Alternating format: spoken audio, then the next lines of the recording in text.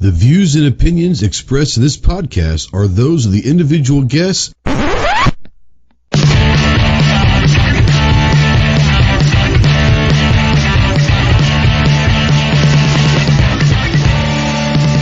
you're a sensitive snowflake that may get easily offended, then turn this off immediately.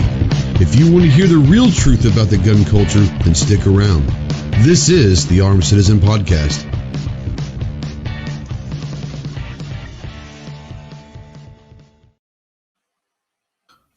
What's going on, my Ghost Squad? Welcome to the Armed Citizen Podcast Live. This is episode number 199. 199. Next week will be the big 200. Today's date is Tuesday, July 6th, 2021. Hope everybody had a great Independence Day weekend, 4th of July weekend, whatever you want to call it. Hope everyone was safe, had a good time with your friends and family and all that. If you're new to the channel, new to the show, then go ahead and let us know that you're out there. Tell us where you're from and all of that. If you're out there in general, if you want to say something, go ahead and say something. We don't know that you're out there unless you do say something. Throughout the show, if you want to ask a question or make a comment that you want us to see, please go ahead and tag myself or someone else in the panel. We'll try to get to those comments or questions if they're relative to the conversation, sometimes if they're not. If you want to call in, yes, you can call into the show or text into the show. Utilize a Ghost Tactical Hotline presented by our good friends at sportsmansguide.com. That number is scrolling down below. It's 530-364-4678. If you're a veteran, or really anyone, but especially if you're a veteran and you're in that hole and you're looking for that light, you don't know if the light's out there, you can't find it, call me, text me, email me 24/7. I can't give you medical advice, but I probably could be a pretty decent ear and maybe talk you through some stuff. But if you are looking for someone that can get you in the right direction with the VA or with some medical help, please remember two things. One, you're not alone. There's a lot of people out here, brothers and sisters, that are willing to help you out. And two, the world is a much better place with you in it. So please contact the Veteran Crisis Hotline, 1-800-273-8255. Once again, 1-800-273-8255, the Veteran Crisis Hotline.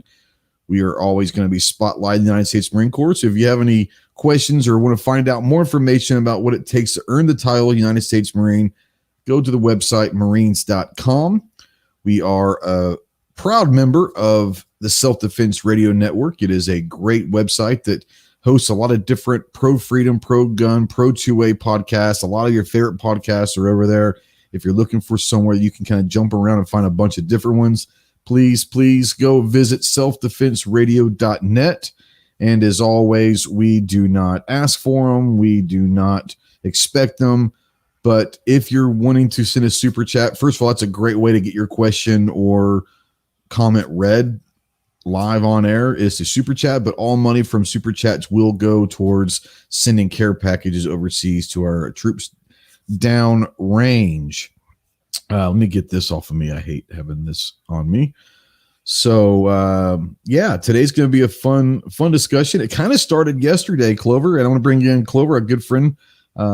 But it kind of started with your show yesterday with Warsaw Patriot brought up something, and we kind of went down a little rabbit hole last night on different things. I said, let's continue this conversation. And I really, I think it'll be a fun one because there's so many different scenarios and all of that. But before we jump in, let's bring in our good buddy from the great state of Texas, the tactical virus, leprechaun, Clover Tech. What's up, Clove? How you doing, buddy? What up? Quick shout out, Ruben Flores. He says, new here from LA, from behind enemy lines. Ruben, we cannot guarantee that we're making you smarter. We just hope not to make you any dumber. But welcome to the dark side. We really appreciate you being out there. And like I said, the people out here in our chat are great people. We have a lot of fun, a lot of valuable information passed out there, a lot of knowledge out there. Feel free to ask any questions, make comments, be involved as much as you can. That's what this is about, is the engagement in the conversation. Before we jump in, let's go ahead and say hey to everybody out there. Do a couple of shout outs. Give the notifications time to get out there. Let's see here. JS is out there. Jason Stewart. G20 2023. We got Buck, the gun-loving grandpa's out there. Let's scroll down. Patriot in the Dark. What's up, homie? He said, good evening, Ghost Squad. Southpaw's out there. Keith Gregory, my favorite squids out there. Let's see here. Rich White, the 1% is out there. What's up, 1%? D-Temp's out there. JJ's out there. What's up, JJ? Let's see here. Off the X. What's going on, brother? Patriots has got a new t-shirt and spread shop that goes perfectly with today's. She'll check it out. I think what he's saying is he's probably got a new shirt over on Spreadshirt that goes perfectly with today. So, yeah, go check out Patriot the Dark. I believe you're a mod, Patriot. You can put that link up there. It's not going to bother me one bit. Like I said, we said hi to Ruben. Ruben's out there. Skull Cram's out there. And if I missed anyone, I apologize. I'll get to them when I see you and all that. But, yeah, so what we're going to start talking about, before I get going, we're starting something new this week. And if you see the pinned comment up top, it'll say, go visit our Ghost Tactical Twitter polls over there on Twitter. And I'm going to start putting up 2 or 3 polls each day before the show. And we'll kind of go over in the last shooting the shit part of the show, the results of those polls. And obviously we have a poll going on over on our community tab as well. So far we've got 200. Let me refresh this on the, YouTube community poll. We've got right now 276 votes. The question is if you were faced with a situation where there was an armed threat in your area, what would you do? One of the options is take the shot and end the threat, get loved ones to safety, call 911, find cover, and other, which leave a comment. And there have been some wonderful comments. So let's bring Clover in real quick and say, hey, we talked a little bit about this yesterday on the Lounge podcast, and it's an interesting concept, an interesting thought process of, it started with Warsaw Patriots talking about some guy that saw 2 people robbing a police car and going to steal their ARs out of their car and decided to engage on that. And that kind of took us down some rabbit holes. But let's kind of start out with the poll question on YouTube. And I'm just going to say this. If you were faced with a situation where there was an armed threat in your area, what would you do? Define in my area. That's exactly where I wanted to go with this because it's so funny. We have 270 some votes. And right now, get loved ones to safety is coming in at 52%. Take the shot and end the threat is at 35%. Call 911 is at 5%. Find cover is at 4%. And other is at 4%. Now, reason why I put this question is I wanted to see where people's minds went right off the bat. Mm-hmm. And there was a great comment. I want to try to go down here and see if I can find it. All right, so Sean White out there, just an hour ago, left this comment, said, missing a lot of context here. Way too broad of a question. There is too many variables to honestly answer. Just because someone is armed doesn't mean jack shit. I'm armed 88.9% of the time. And I said, exactly, he got it. He was the first one that got it. Now, there were some great ones out there, and we'll go through some of these later on and discuss them. But that was the kind of the whole experiment of this question was to see where people's minds went right off the bat. And I like the fact that a lot of people went, I'm going to get my family to safety. I was kind of surprised, honestly, that 35% said they take the shot. And that's what we're going to talk about is taking the shot. And is it worth taking the shot? And so, yeah, that's kind of where we're going to talk. And that's why I want to throw it out there right off the bat because I want to see where your mind went. And you went exactly where I would go is I need more information. What's the threat? What is the situation instead of automatically taking that shot? Because that could be dangerous. Ruben out there says 10-4. Follow other groups that share info about upcoming laws and fight. Judge Benitez, the assault weapons ban out there in California, I guess I shared to others that aren't that I to it verbally. So yeah, The problem, the good thing about Judge Benitez out there that found that the assault weapons ban was unconstitutional is now there's precedent. There's a reason for it to go to a circuit court and possibly now maybe go up to a Supreme Court. Until a judge ruled that it was unconstitutional, there would be no reason to send it to the Ninth Circuit or up to the SCOTUS because there wasn't any dissenting decisions or dissenting groups out there like the judge or whatever. There was nothing to say this is not constitutional. So now it's on the books. That's probably the best thing that could have happened with this. Now I think it's been given a stay. So it's still in effect, but it's on the record now that's saying that it's unconstitutional. So that could help a lot.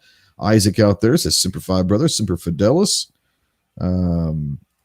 Now School Cram says you have to expose yourself to take the shot.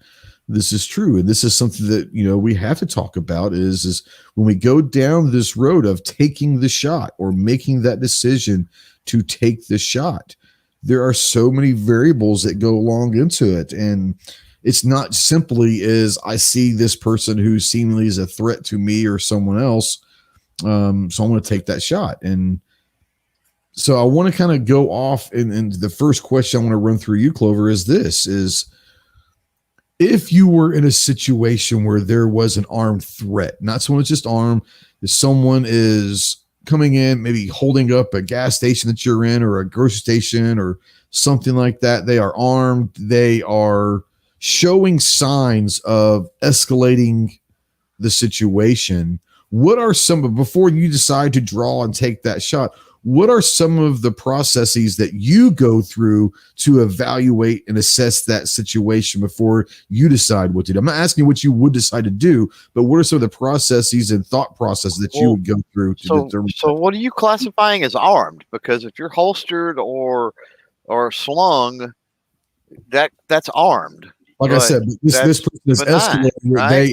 What I said is they are escalating the threat. They have now brandished their weapon. Not saying they are engaged or pointing at someone, but it is. Let's say it's a handgun. It is no longer in a holster. It's up. Yeah. They are waving it around, making it publicly seen. Okay, so number one, if they're waving it around, 99.99999% of the time, they are a perpetrator. Correct. Because somebody that is defensive is pulling and they've got a bead on whatever threat that they're trying to deal with. So one of two things would go through my mind fairly quickly. Number one is you're waving it around. And I've seen tons of store robbery footage, and every single time that's all they're doing is waving it around. And most of the time, if we freeze framed and blew it up, it was a airsoft or a BB gun or some crap. Or not even loaded at all. But yeah, or not even a magazine in, right? Not even a magazine in there, yeah. But if they're waving it around, that's one of the reasons they're waving it.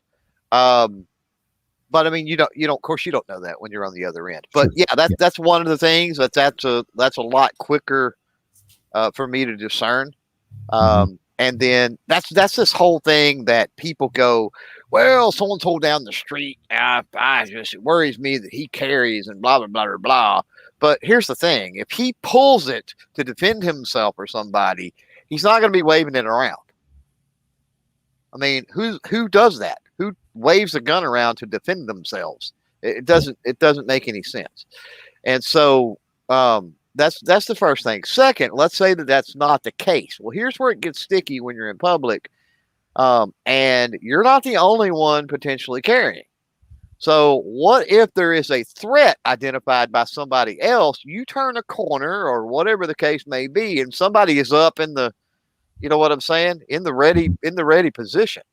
Well, I'm going to scan in front of them. I'm going to scan toward quickly, right? As long as they're not pointing to, long as I'm not in the line of fire, right?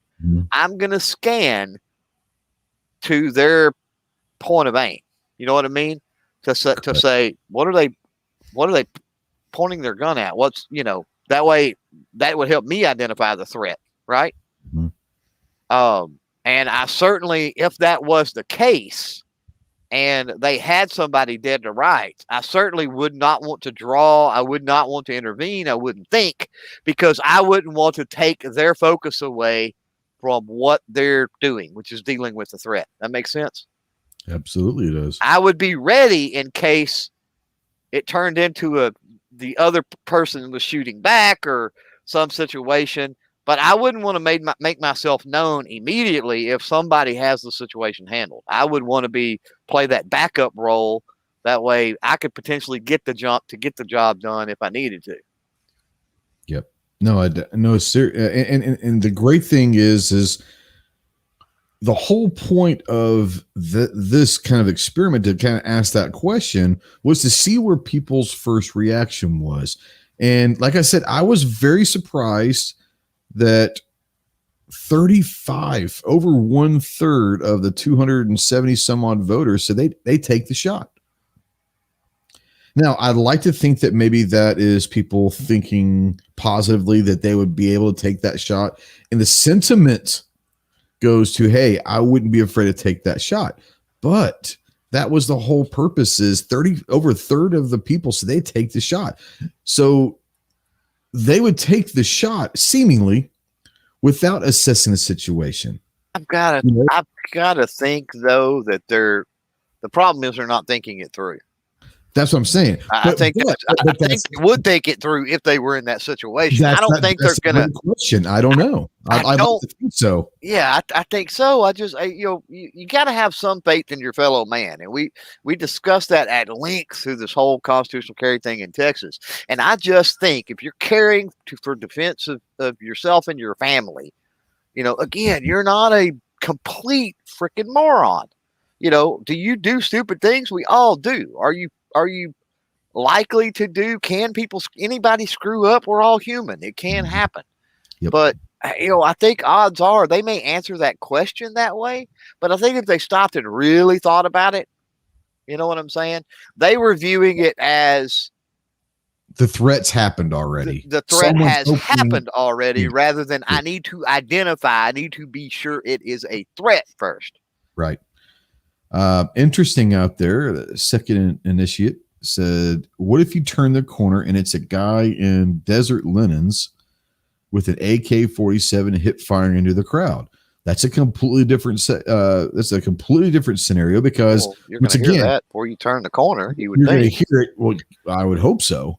But more importantly, once again, that threat has already happened. It's changed from a threat to an actual incident at that point. Right. So before you turn that corner, I would think, and this is how I would go through that, is this. Before I turn that corner, the question is, do I want to get involved in this? And the ego and the male says, oh yeah, we're going to go get in that fight. But is that the smartest way to go? I mean, and that's for everyone to decide. That's for everyone else to decide if they're willing to jump in that fight or not. But at that point, once you turn that corner, you've already, whether you know it or not, you've made that decision to jump in that fight. Because if you weren't willing to get in that fight, there is no reason for you to turn that corner. You hear what's going on. You can choose to walk away, get safe, get your family. All of that stuff is good to go. That's on you. When you turn that corner, you probably have already made that decision before you even know what's going on. You'll hear the gunfire. You'll hear screaming. You'll know something bad is happening. But you won't know until you turn that corner. But if you turn that corner, I would suspect that the majority, not saying everyone, but the majority have already made that mental decision of if I'm carrying, I'm getting ready to go jump in this somehow, some way, help save someone, whatever it is. But I don't know. What do you think about that scenario? Would you turn the corner without committing to the fight? No. It's a tough one. I mean, no. Yeah. If you're going to turn that corner, then you're committing to that fight, right? Yeah, right. I mean, you're walking, you're stepping into the line of fire at that point. So I mean, that's obvious, I would think. Yeah. Now, G23 obviously was one of those out there, and don't take it personally. I wasn't going after you, bro. But he says, I said I would take this shot because I read into the question. The way I interpret threat is active shots, threat of someone losing their lives. That's exactly the whole reason why I worded it the way I did. It was kind of an experiment because I wanted to see where your mind is going to go without putting the thought into it. What's your first thought going to be? Is it boom, boom, boom, boom, boom? Now, there were people that said there's not enough information. They were automatically thinking.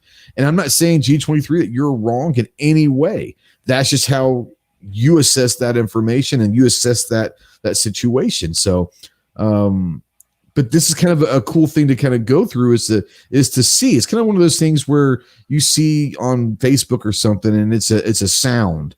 And we'll say, what do you hear? And there's 7 different things that the words are, and you could go down all 7 of them. And if you think about it, you could hear all 7 of them that sound like that, but they all could sound that way. So it's a weird kind of a sound. Same situation here is your mind's going to go take that decision real quick and say, I'm going to end that threat. And I like the fact that you made that conscious decision that says, if there is an active threat and there's an active situation right there, that you would be willing to take that shot.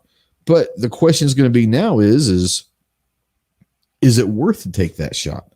Because there's a lot of things that go with a shot. We talk about this all the time on different people talk about it all the time is responsible gun owners, or any gun owner, whether they're responsible or not, any gun owner is responsible for every round that leaves their firearm.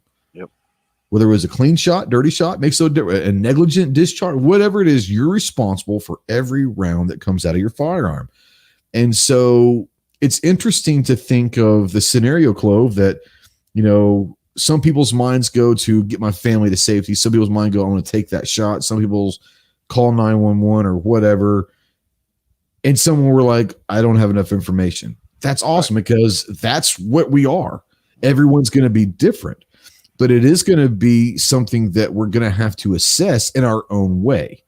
Carl out there, I don't remember seeing Carl 4, but welcome, Carl. Carl says, my thoughts as a black man in Georgia would be what the law would do to me, saving someone's life. My first thought would stay out of it unless it's my family.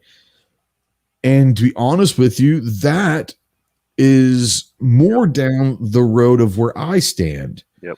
I'm going to be more worried about me, my family, my loved ones, people that are right there with me, that are with me, to get them to safety.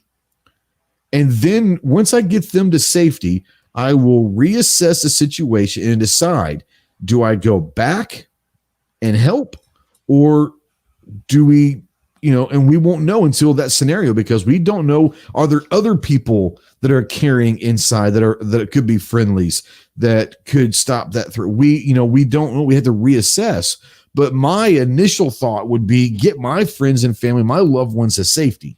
Right. And then reassess what's going on. And I know that you're fairly similar in those things, because you've made a couple of comments, and I'll let you go into it, but you made a couple of comments on the gun that you carry, what it's used for, and what its purpose is. Yep. Oh, it's for defense of myself and my family. Yep. It's not to be a vigilante. It's not to be a police officer. It's not to be a first responder. It's just not. So it's not my job to run into a firefight if I don't have to be in said firefight. Yep. Here's an interesting question. If a group of people using hand weapons, whether it's bat, whatever it is, weapons to beat an individual, is it legal to shoot into that group? Yep. First of all, that depends on what state you're in. And you have to know not only state, but local ordinances and all that. But it's really going to depend on what state you are. But as a generality, that's an interesting shoot into the group. I would think I wouldn't say probably going to jail if you specifically are shooting at the threats. I certainly, when law enforcement showed up to the scene after that, I certainly wouldn't go, I just seen them beating some guy that was on the ground and I started shooting into the group. I certainly wouldn't go that route. Yeah. No doubt. Because at that point, and especially if that's what you tell the police officers, that's not going to work out well for you. Because understand this, we talked about this before. No matter what happens, if there is a shot fired, doesn't matter if you were 100% in the right and it's a clean shot, you're going to get cuffed and you're going to get detained. Doesn't mean you're going to get arrested and go to jail, but you're going to get detained and you're not going to go home until they're satisfied of what happened. Yeah. Now, that could be 10 minutes. It could be 3 hours. But understand that you're not going to just, pull your trigger and say, hey, I'm a good guy. I was in that three. Oh, hey, cool, man. Appreciate your help. Head on out. You're good to go. No, it ain't going to happen that way. It's going to be a process. Depends on where you're at in the situation. That's true. That's true too. Yeah. Chances are it's not going to just end up that way. I've seen quite a few in this area, the self-defense, that literally was like a 15-minute conversation to fill out a form and you go home. Yeah. And we're talking about putting somebody in the grave. Yeah. That's not the norm. Probably not across the country. Yeah. Probably not. Yeah. California is supposedly a stand your ground state. Well, here's the thing. Stand your ground. So here's where it gets interesting with stand your ground laws. You are not the one that's being beaten. Yep. Your family member is not the one who's being beaten. They're not on your property. That's where it could get interesting. Now, the Good Samaritan side of us says, I'm going to go help that person. 100% agree. But legally, that's where it gets gray. Stand your ground probably not going to cover you shooting into a group of people that are beating someone else, because that person is standing their ground. You're not standing your ground. They're not attacking you. You're inserting yourself into that situation that you weren't. So put this way, you weren't brought into that situation. You're inserting yourself, and there's that fine line. What do you think about that, Clover? About inserting yourself? I have a problem with that. Now it's it's legally versus the Good Samaritan thought process. And we all would like to think we're going to jump in and help, but legally, it may be a gray area. Yeah, no, it could be.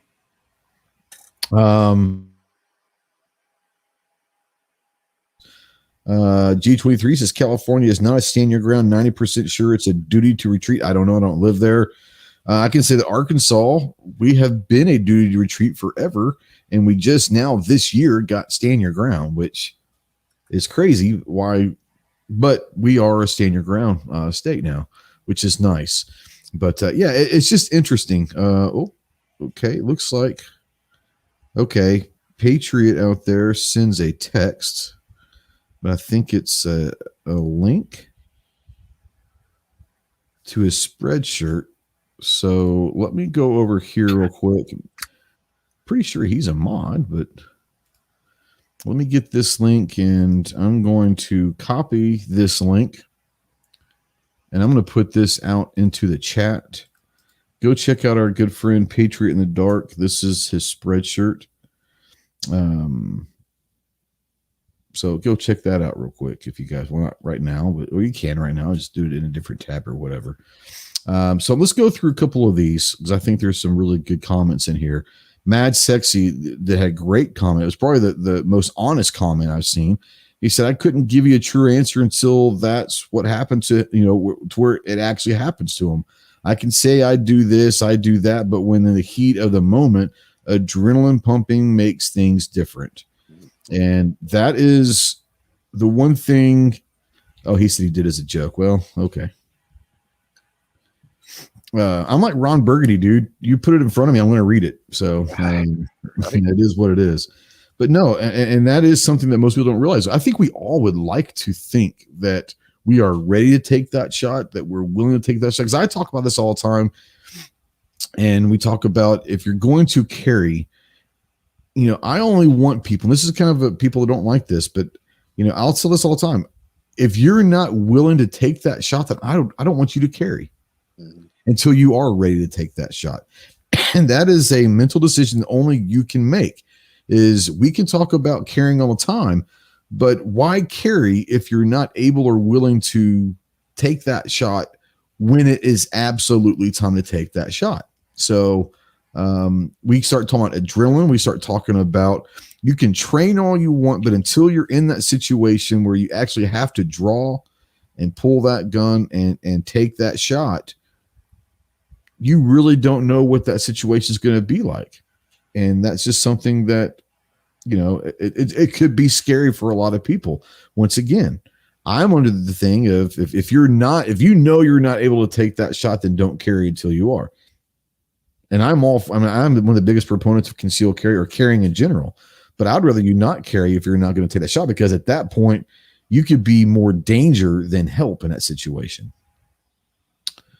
Let's see here. School Cram says we had to think about today's police officers are being prosecuted for a shooting. Well, you also have to understand that police officers, especially right now, police officers fall under two sets of rules. They have the law and they have the law of public opinion. Whether or not a police officer pulls his firearm and takes a shot, whether or not that is a clean, 100% clean shot, it was justified, it was a good shot, all of that makes no difference anymore. Because if it was caught on camera in any way, shape, or form, it's going to go down a rabbit hole that nobody wants to go about. So let me ask you this, Clover. I want to bring this up because at this point, obviously, people are good friends of mine, and you're the same way.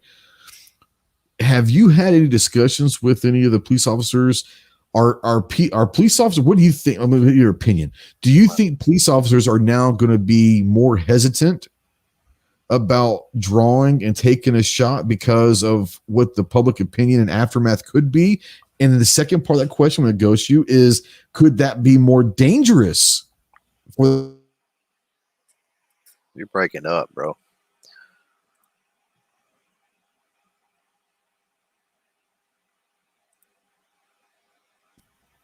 Hello?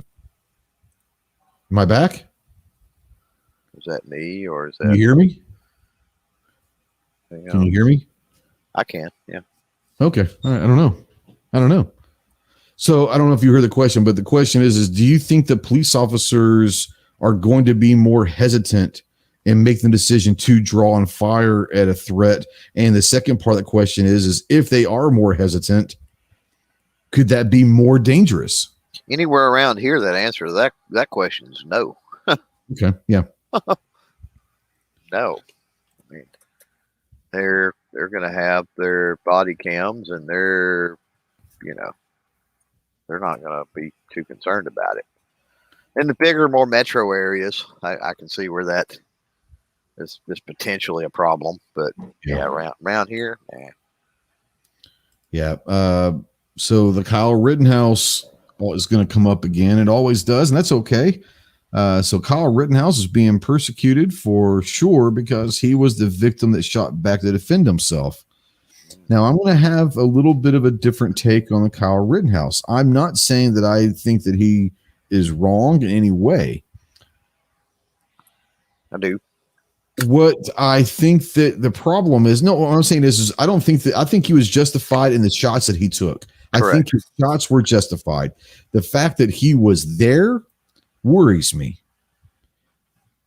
That's not, because to me, it looks like from the outside, possibly that he went there looking for a fight. Well, besides that, yeah, he was either ignorant, which is no excuse in court, or blatant at violating the law with the way he acquired the rifle and with the transport of said rifle to the event that ultimately created the situation where he had to defend himself. So there was numerous problems that led to that. And that's where I think we have to be careful as people to try to be as straight-laced as we possibly can. because you don't know when you're going to end up in one of those situations. And if you're not as straight-laced as you could be otherwise, you're going to get beat over the head with it. It's just, it's reality. It is what it is. Yes. It's obvious from the footage and everything else that he wouldn't be around today had he not taken those shots. Mm-hmm. But it's also obvious that had he not even went to the stupid thing, he would likely be around today too. So, without all the crap that's going on right now. And here's the next question: had he went to the thing unarmed, right? Mm-hmm. Would he have even been in the situation that he was in, where people were trying to attack him? You know what I'm saying? You talk about changing. It's that butterfly effect, and you talk about changing one little piece of if he would have thought about this more, which is sort of the point of your podcast tonight. If That's you would have thought about this more beforehand, would things have ended up the same way? And the question with Kyle, and the answer to that with Kyle is unequivocally no. It would not have ended up the same way. No, it definitely would not. For him, it wouldn't have ended up the same way. Who knows what would have happened had he personally not been there with the rifle and all that. Someone else might have taken those shots or whatever.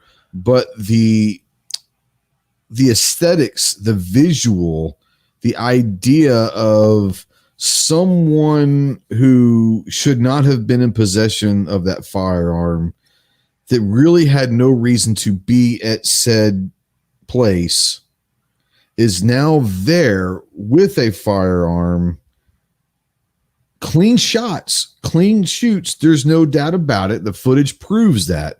But like you said, that may not have escalated to that point to where those incidents would have happened exactly the way they did. Now, here's the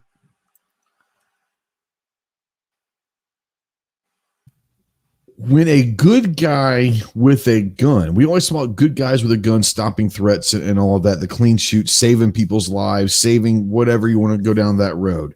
Good guys with a gun. Love it. I love hearing stories about that. But what we don't also hear about is, what about an overzealous good guy with a gun? Because we talked about earlier, when a threat is there with a firearm, we don't know if it's assault. You know, I get it. We don't have time to assess. Is that an airsoft? Is that a BB? Is that even loaded or whatever? But there are times when and our community doesn't want to talk about this. There are times when an overzealous good guy with a gun could escalate a problem the wrong way sometimes as well. Yeah, who was the dude in Florida? The Trevor Martin and wasn't it? And, the Trayvon and Trayvon Martin or whatever, yeah. And then whatever the Mexican dude or Hispanic dude was. That was kind of one of those situations, right? Where he had a gun, and so he kind of felt emboldened and kind of stepped over some lines that he probably shouldn't have stepped over. He wasn't a law enforcement officer.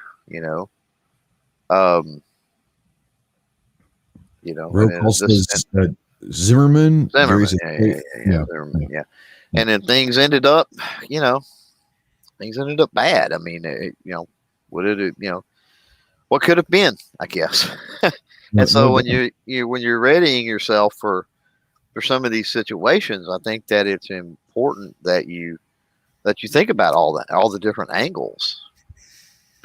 Well, and that's kind of what we were talking about a little bit last night, was for me, and once again, I'm not telling anybody out there that they have to do what I say. You have to assess what you're going to do your own way. You're going to have to do it how you do it. But for me, we talked about last night on your podcast, my gun's not becoming unholstered. I'm not even going to draw until I've already made the decision that I'm going to shoot. I'm not going to draw and then assess the situation. If I'm drawing to shoot. I've already made that conscious mental decision that something's happening, that I'm in fear for my life, for my family, and it's time to engage. So my gun's not coming out of my holster until it's ready to shoot. That's where I'm going with is the problem we could have is the overzealous person does draw and starts scanning and starts assessing and all that. And then someone sees you with the gun, not knowing if you're a good guy or a bad guy. A cop walks into that same time, might think that you're the bad guy, or some other friendly who's carrying has decided about the same time to engage, but then looks over and sees you scanning. Once again, this whole thing could turn, or what if the worst case scenario is the person that has the gun, the threat, the bad guy, if you will, has absolutely no intention of harming anyone.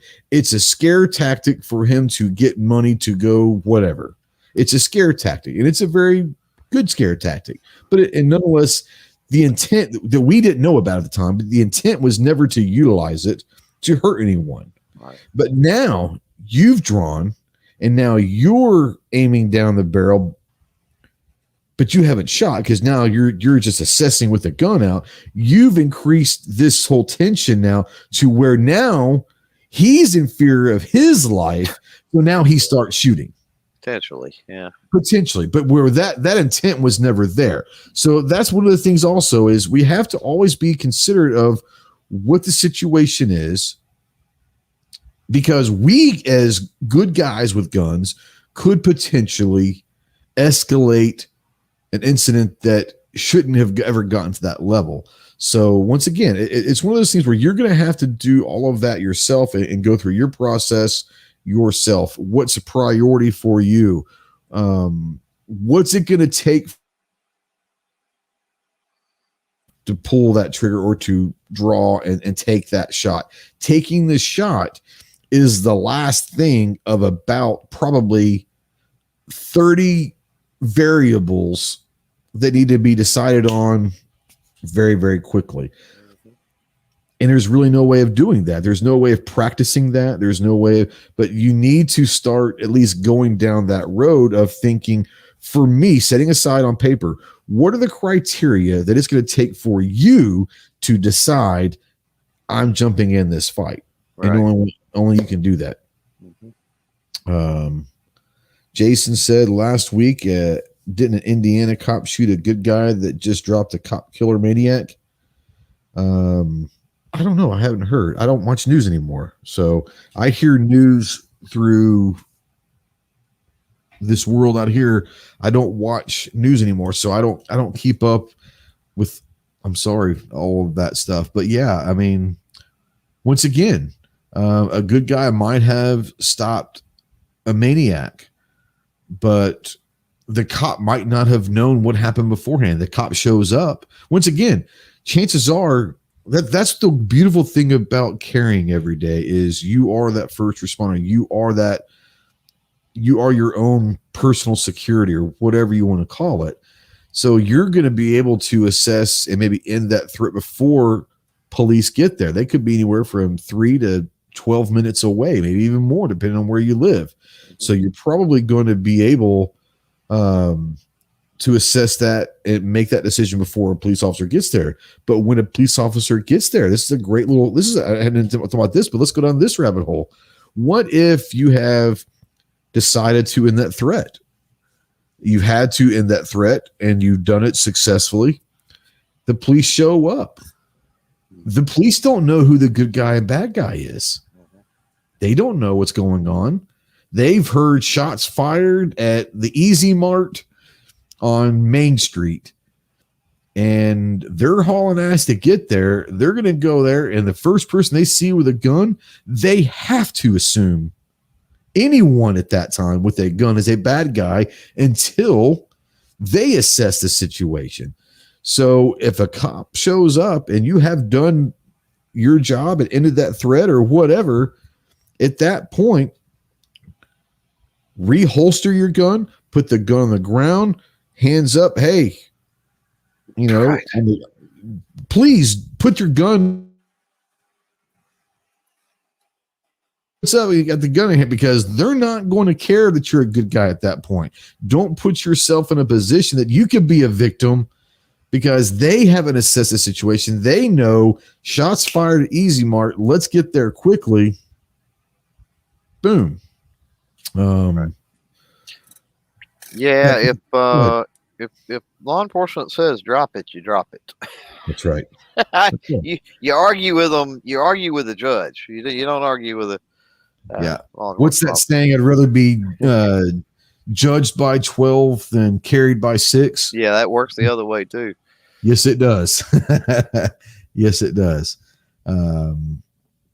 Let's see here. Cop killed in his car. Now, there was another one down here that I wanted to bring up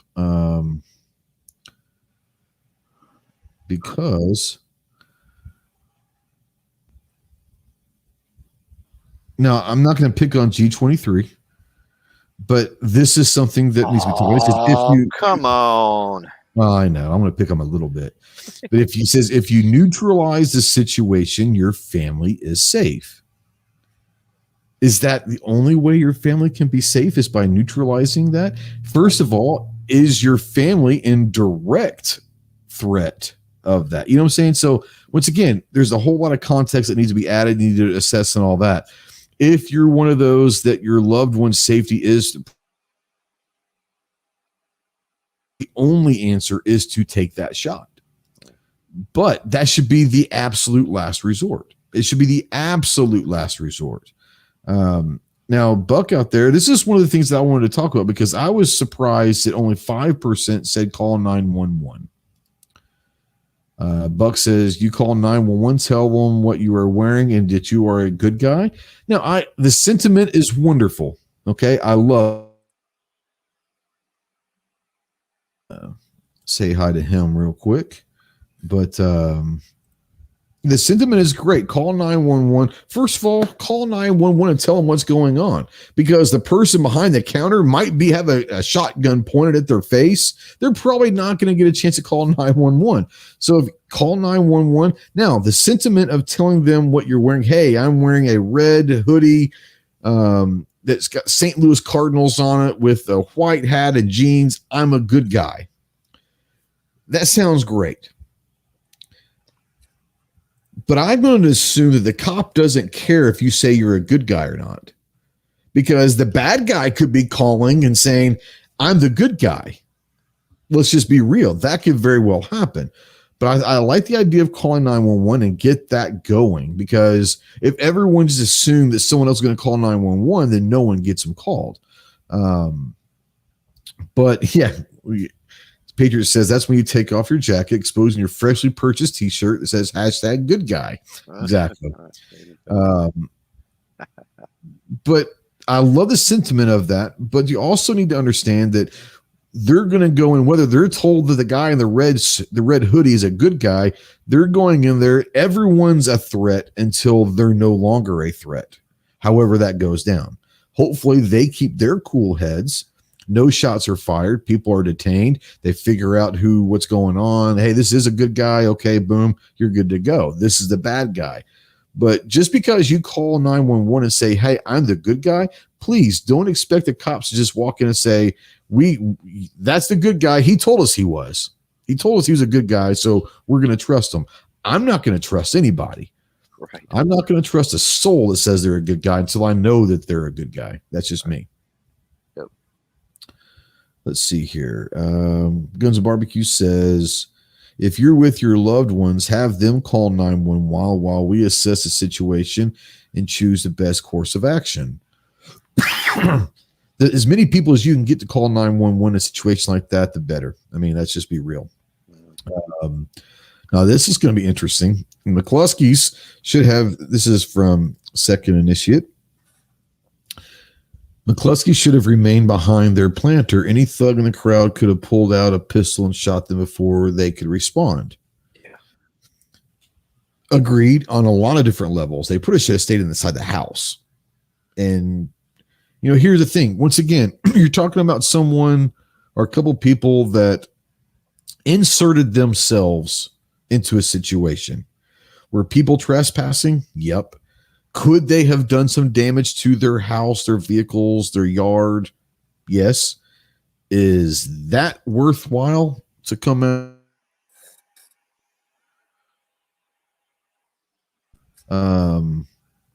But for someone else, it could be. I think that they probably, my opinion is they probably should have just kept their asses in the house and let them go and live to fight another day.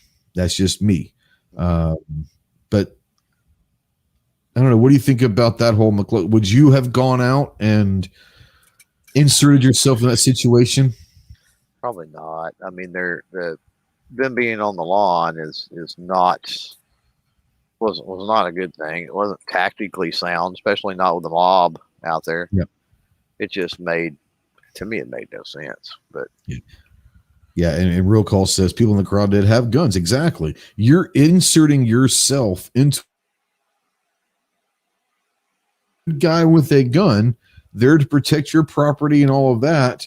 You inserted yourself into the situation that could have turned it and escalated it very, very badly, very, very badly just by your presence. So that's a whole other thought process, is when to insert yourself into that threat. Do you do that? Because once you do, there's no going back. In my opinion, right. Once you insert yourself into that situation, there's no going back. And that situation has now changed. Correct.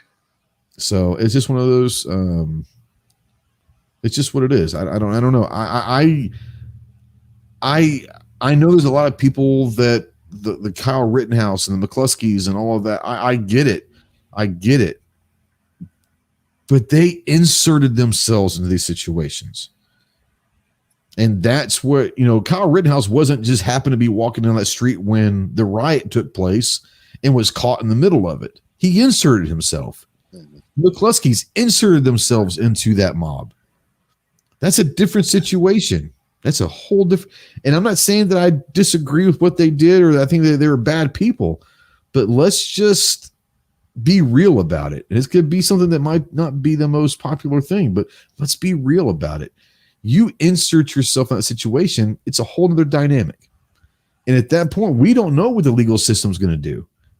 We don't know. Excuse me. Tash Gods of Fools says they made it impossible to defend them when they plead guilty. Guns and Barbecue says, heck no, I would have kept my fat behind in the house. If they caused some property damage, I have insurance for that reason. There you go. Jeremy Thompson says, my home state, Louisiana, is having a veto override of John Bell Edwards' veto of concealed carry without permit. So, Louisiana governor did veto the permitless carry.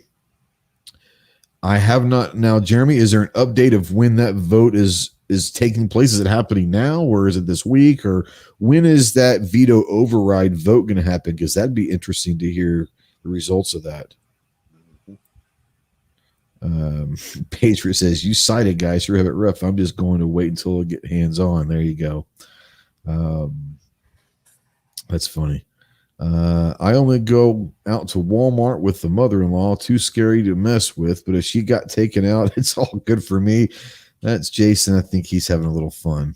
I hope so. Maybe he's not. I don't know. Depends on how the old mother-in-law, maybe it's a monster-in-law. You never know.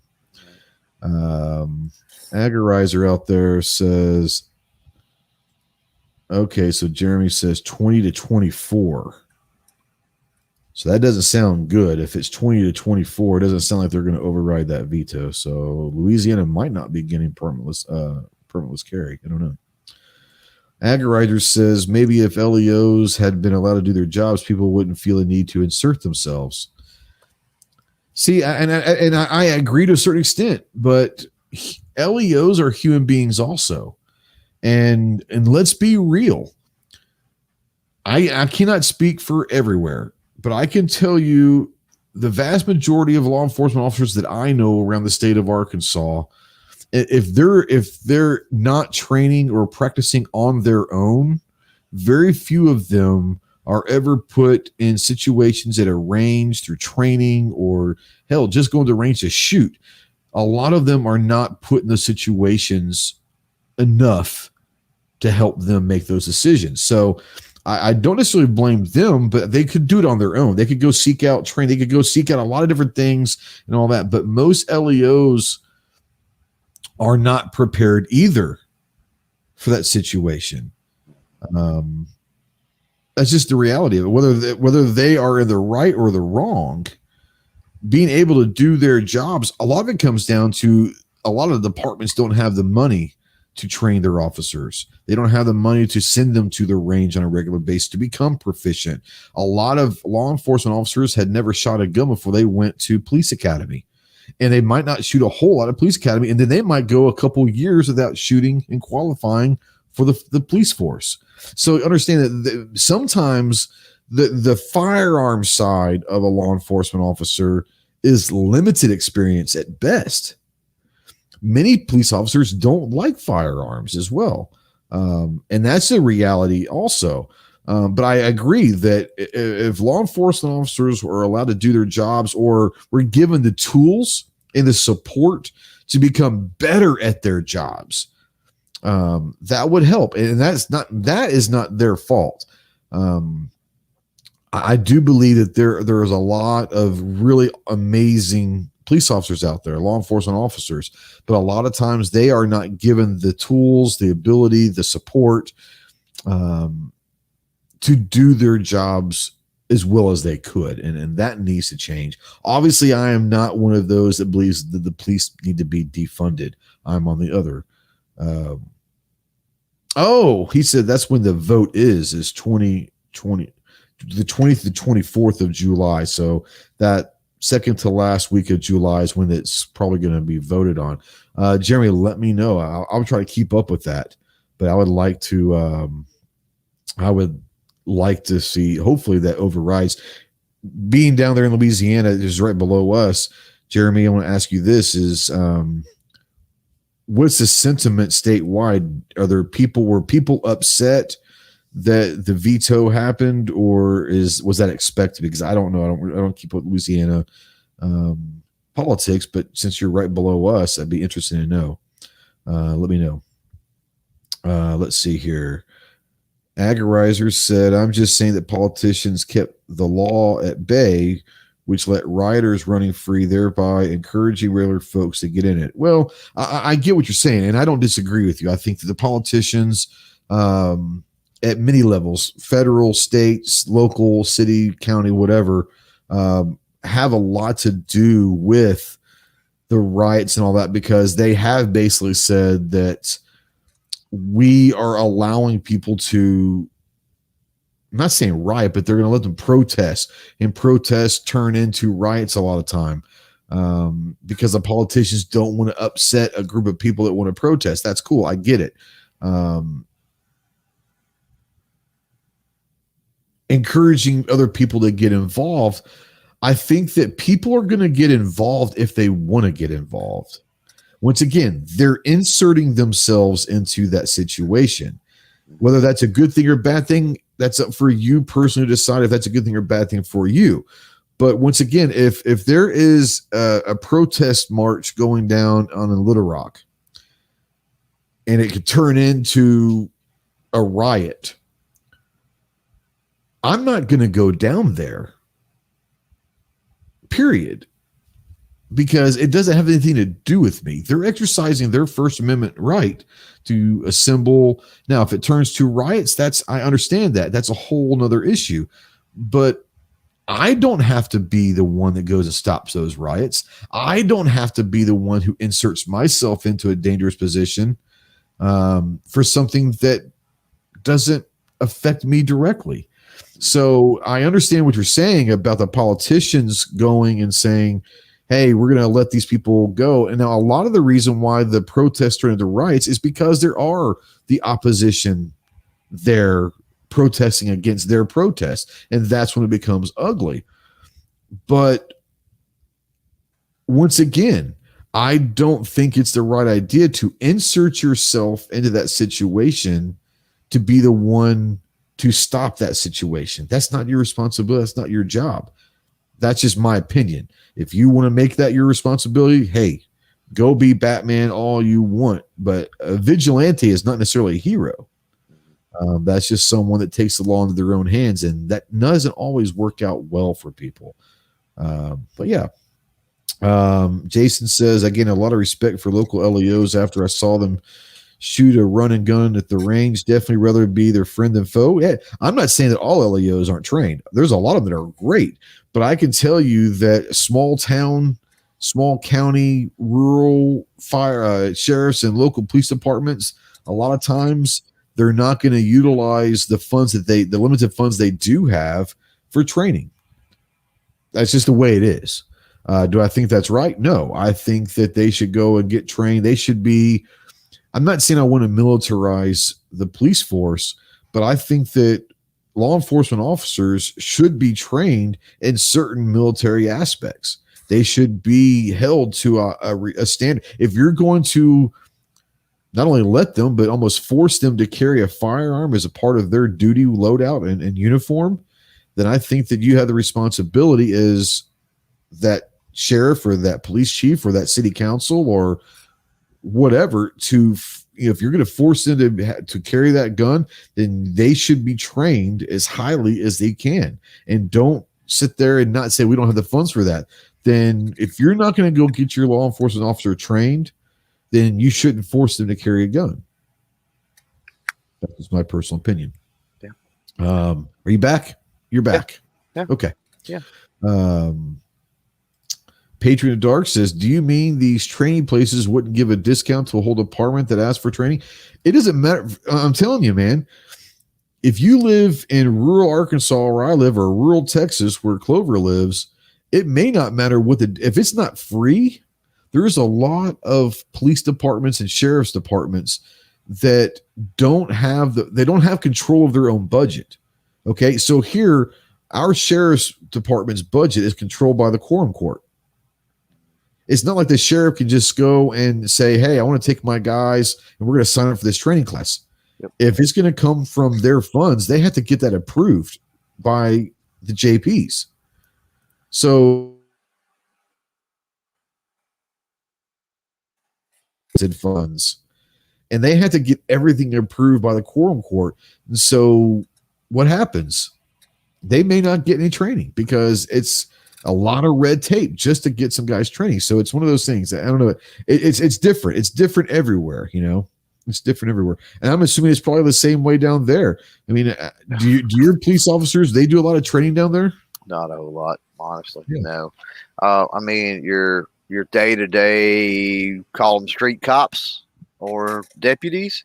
No, absolutely not. The ones that are day-to-day doing the crap that are more likely to really, really need it when the time arises. No. Now, the, tactical, drug raid team, task force people, they do some training, of course, every now and then.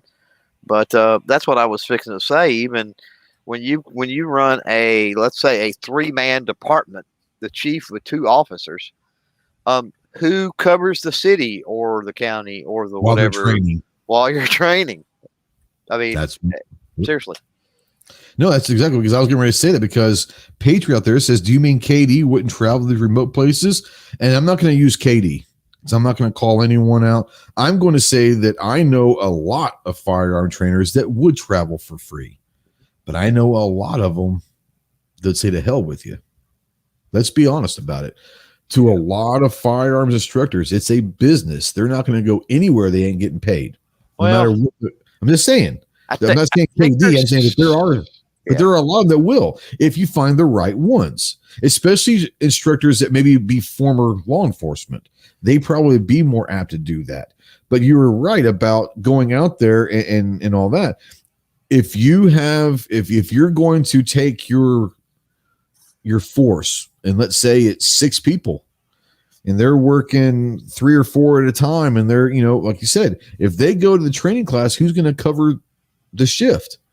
So now it needs to be a multiple day class so that half of them can go one day, the other half can go the next day. Right. Well, now you're talking about a 2-day class that, once again, all these variables, And a lot of times, from personal experience that I know of talking with law enforcement, a lot of times it's not worth the hassle to try to figure out how that works. So, as you were saying, Clover, and I like what you were saying, is there are people that will take training, but it's on their own, or they're willing to practice themselves more on their own. Those are the people that typically will get promoted also, because they are taking it upon themselves to better themselves with the firearm tactics and all of that, to maybe they do one day get into a leadership position and say, look, this is how I got here. Maybe everyone else should do the same. And it's about leadership. And we're lucky here that our sheriff is very much into training. And so he has really opened up the doors for our sheriff's department to do that, which it necessarily hasn't been the case before that. It was you get to qualify once a year, but they also then let you have another year. Sometimes you have to go 2.5 years before you qualify. And it was, here's a box of ammo. You qualify tomorrow. That's how it was. Now there's an allotment of ammo for it. They have to shoot X amount of rounds per month or per quarter, and they internally qualify quarterly, which I think is awesome. So yeah, you were going to say something. I'm sorry. Go ahead. No. Oh, I thought I heard you starting to talk. I'm in a talkative mood tonight, so I'm sorry. If you just jump in, just tell me to shut up if you have something to say, because I'm in a talk. I've got a little sugar rush, and I don't have a problem with that. I hear you. Let's see here. There was something down here. Okay, so Carl says, so you mean armed security has to be trained, but cops don't? All the armed security guards I know have to be trained with their firearm 3 times a year. So I think every state is different. Once again, I can tell you, I don't know if that question was directed towards me or not, but I can tell you that I think that the sheriff's department, they have to go and qualify once a year. But there is something that if something happens, they're busy or they're on duty or whatever, there's different situations that could get you a 12-month extension on that. So technically, a deputy doesn't have to qualify, but every 2 years of the firearm. And let's be honest, the qualification process probably isn't the most stringent. So you're talking about a law enforcement officer that potentially doesn't shoot their firearm at maybe 50 rounds every 2 years. And that's what we're dealing with. There's a lot of departments that are like that. Not everyone's the same. Not everyone can afford to do that. Let's be honest, not every law enforcement officer is going to be motivated to practice on their own, on their off time. I get that. I don't blame them. Their off time is their off time. But that's a reality. Oh, snap. So we're bringing in, what's up, Home Diggity? What's going on? How you guys doing? Much, man. Just having an interesting conversation. I kind of want to bring, I'm glad you're here, but we're talking law enforcement now, which you actually have background in, but also as an instructor and this is the firearm guy, talking about taking the shot and talking about different scenarios where I put a poll out there for a reason. It says, if you were in a situation where there was an armed threat, would you take the shot, get your family to cover, call 911, whatever? And a lot of it says there's not enough context. Well, that's great. I love when someone says there's not enough context, because I don't want someone to automatically, I'm going to shoot, because we don't know if that's a good guy or what. So, I want to kind of bring you in and let you kind of talk about what you teach in ICE training. By the way, Rob Pincus, if you guys don't know Rob, go check. Rob's a media whore. All you got to do is find him somewhere. But I didn't even know what you were going to talk about. Now at least I'm glad I know what you're talking about. There was a show. There you go. Yeah, right. Yeah, exactly. Yeah, exactly. Show a camera? I'm in. No. But when you're training with law enforcement, or back in your law enforcement days, we're talking about right now with law enforcement. Almost, I'm gonna go back. I think this is a really good one. Talking about law enforcement's officers almost scared maybe to insert themselves in a situation because of the public scrutiny they could be into, which could be even more dangerous and all that. But when it comes to law enforcement and you're training law enforcement or your experience, especially in today's volatile, hostile environment, do law enforcement officers, or do you think law enforcement officers right now are more slower to insert themselves into a violent situation because they might be worried about media or whatever, or they're put in a bad situation? But what do you think the thought process now? Has their thought process changed when it comes to an armed threat right now? So currently I'm not attached to any agency. It's been about a year since I've been even a reserve law enforcement officer, but most of the last 25 years I have had at least a reserve status with an agency and worked patrol off and on. A lot as a training officer. I was full-time with a small city in Virginia 20 years ago, right? In fact, it's 20 years ago this month that I left law enforcement full-time work to do what I do now, to teach. But obviously I still teach a lot of law enforcement. So with that as the background, let me say that I think that there is a definite mindset change. The worst part of the mindset change, I think, is the hesitation to control a situation assertively because you're going to be accused of something that maybe you didn't need to go that far, right? So in other words, it used to be very common to have guns pulled out. Maybe what we would say now, well, the gun didn't need to be pulled out. But, it was very quickly from, hey, I want you to do something, or I want you to stop doing something, to, hey, for real, stop doing it, right? Mm-hmm. And then the thing stopped, and it's like, okay, I'm putting my gun away, and now we're going to get the handcuffs or whatever we're going to do, and we're going to move on. Well, and I warned American law enforcement officers of this 10, 15 years ago, 20 years ago.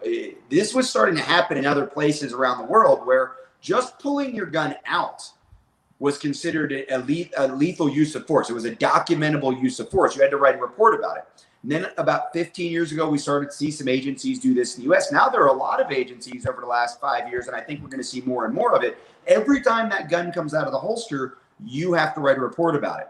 And now we're starting to see citizen complaints about, well, he touched his gun. Well, sometimes we touch our gun just to protect it, right? We're not touching the gun as a threat. Although there are times where now what used to be, hey, seriously, don't do that thing, has become, hey, seriously, don't do that thing. And I think that's better. We call this the staged position.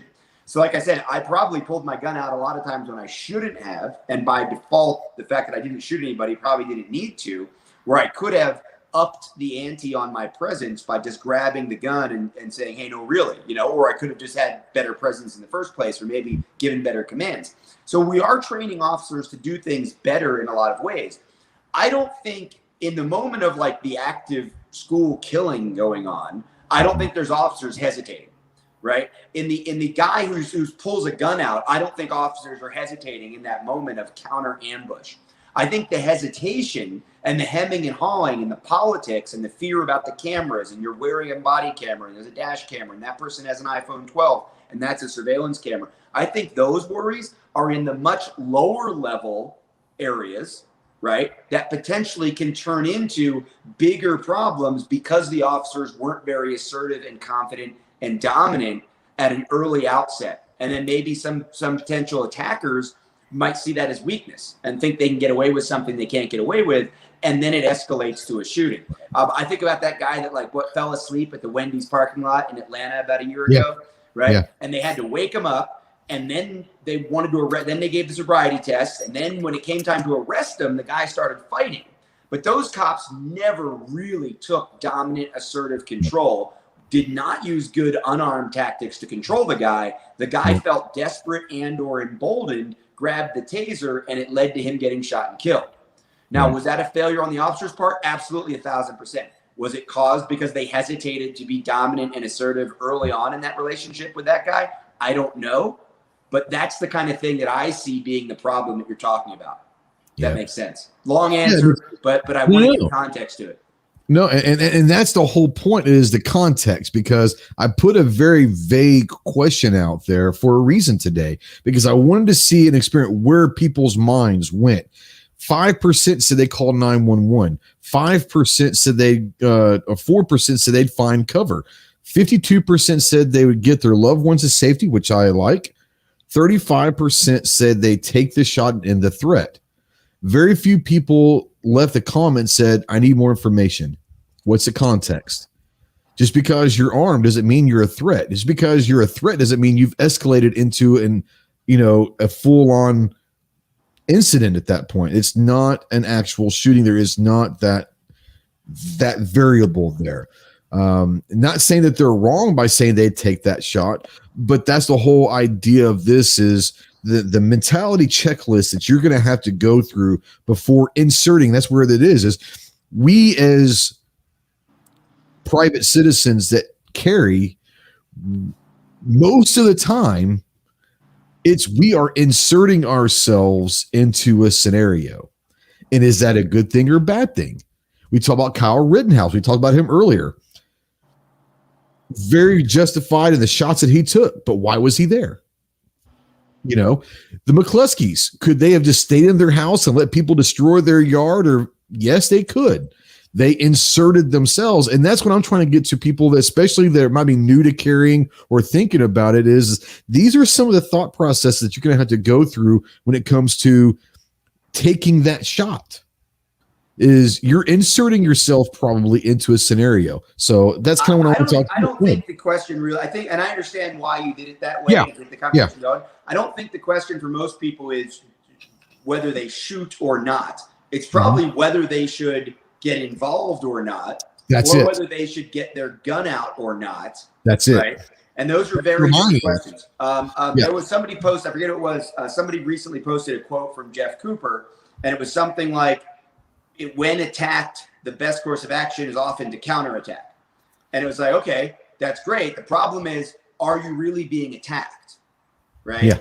That's the problem. When great. Are yes, you I agree with you. being attacked? Are you being attacked? Yeah. Right. The shoplifter, I'm not being attacked. I don't need to draw my gun. I don't, you know what I mean? Like the McCluskeys, they weren't being attacked. That's bullshit. No. There's, that was all created drama they made when they went outside. The Kyle Rittenhouse, he showed up maybe thinking he was doing the right things. The 17-year-old kid with apparently the lack of parental supervision, maybe he thought he was doing the right thing, but he put himself in a situation where he then was attacked, right? So was he being attacked when he decided to leave his state and go across the border and go to that town and defend something that wasn't even his? No, right? He put himself there. So these are the questions I want gun owners to ask, right? Is when should you put yourself into a situation? When should you get yourself out of a situation? So like, if I remember like your question and the options, right? It's like, well, if my family's there, then that has to be focused on my priorities. Sometimes in a tiny, tiny, tiny little piece of the puzzle, drawing the gun and taking the shot is going to be the way I make my family safe. I think about Caleb Causey being in that Costco a few years ago down in Texas when it was being robbed. He was with his family. He had a gun on. He had his medical stuff. He could have done a lot of things, a gun guy or a medical guy, right? But what he did as a father and a husband was get his family out the back door and just left. So that was the right move, right? And I think, okay, so take the family out of it. Or if I can't leave, maybe I'm just going to hide and I'm going to call 911, right? And now I'm not really involved, but I'm doing something, right? But not until I get pinned down by that guy with the gun or he happened to show up right in front of me. Is it even a question of, am I going to take the shot? And that's what we want people to think about. And I think that's what you're getting at, right? Yeah, because my thing, it started last night on Clover's podcast, and we talk about this. Clover, jump in.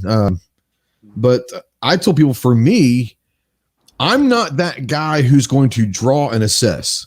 Right. The second my gun comes out of my holster, I've already made that decision.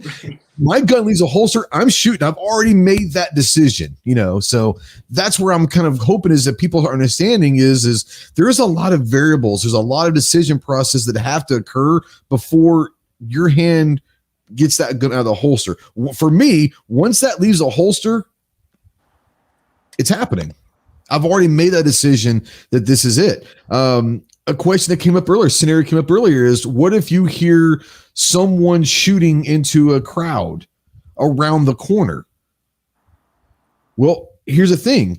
Once you turn that corner, you've already made the decision to get involved in that situation.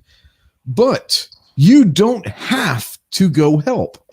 I'm not saying that you're a good or bad person for walking away, but your priority is you and your family's safety. live to fight another day. But once you turn that corner, you're in. You've made that decision to join that fight or whatever. And no one's going to tell. And that's the whole thing is I'm not trying to tell people what to do, but there's a lot of things that people may not realize, especially that might be new to carrying, new to whatever, being your own personal defender that they may not think about. And so the whole idea is the shot worth it? I don't know. But for me, I'm not just going out there looking to shoot anyone that I can that seemingly is a threat, because at that point, it's up to the jury of 12 whether it's clean or not. If I take the shot, it's going to be 100% it's clean, because I'm in danger, or my family's in danger, and there's going to be no way around that. Now, this is interesting. I want to bring you guys in on this one. I just had a friend ask me about concealed carry, shooting someone in the back. I told him it depends on the situation. Are you protesting others, etc.? So I want to bring your guys in there. My initial thought is if you shoot someone in the back, it's going to be very difficult to prove that they were a direct threat to you. Now, the only thing I could probably see from my eyes is if someone's in at me and then they turn around and let's say my daughter's on the other side of him and he turns maybe to look at that I still might take that shot to defend my daughter. But my opinion, and maybe Rob, Clover, you can bring some insight in, maybe you guys have experience, shooting someone in the back is very difficult to prove that it's self-defense. What do you guys think? I would agree. Rob, bring you in. Any experience on that stuff? So it's there's shooting in defense of others, and then there's the shooting to defend yourself, and they are two very, very, very different things. And the way you're judged, especially, it can vary even more greatly than the way self-defense is judged in different jurisdictions, different states.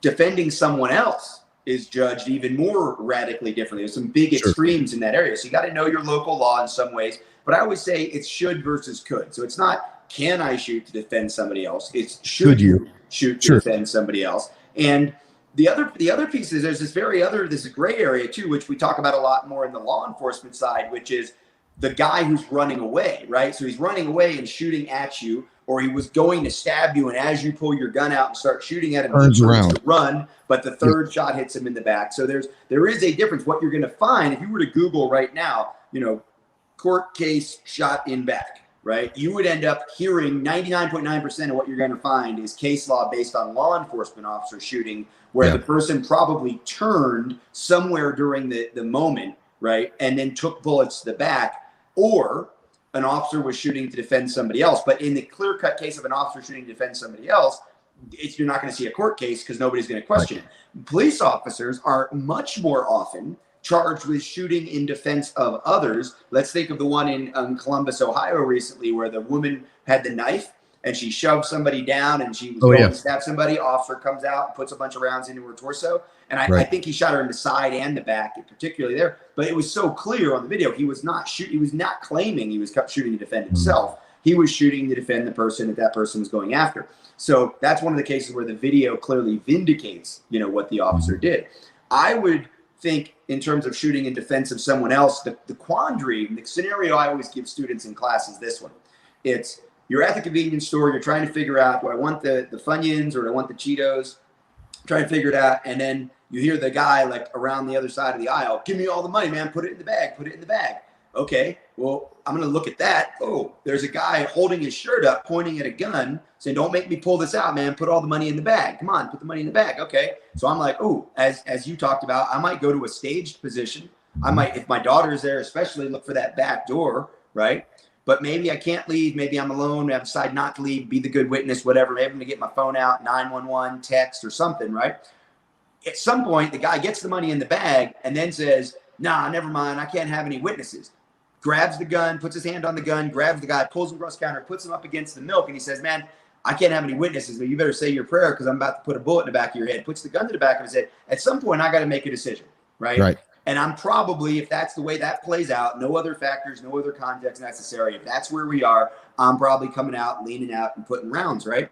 And they're going to be in the guy's side or the guy's back, probably in the guy's side, the way I'm describing it, right? Sure. Unless he's got him kneeling. You're off at an angle, sure. Back of his head, maybe, whatever. Point being, I'm not shooting to defend myself. Now, in class, the scenario is, and then you find out it was an airsoft gun, right?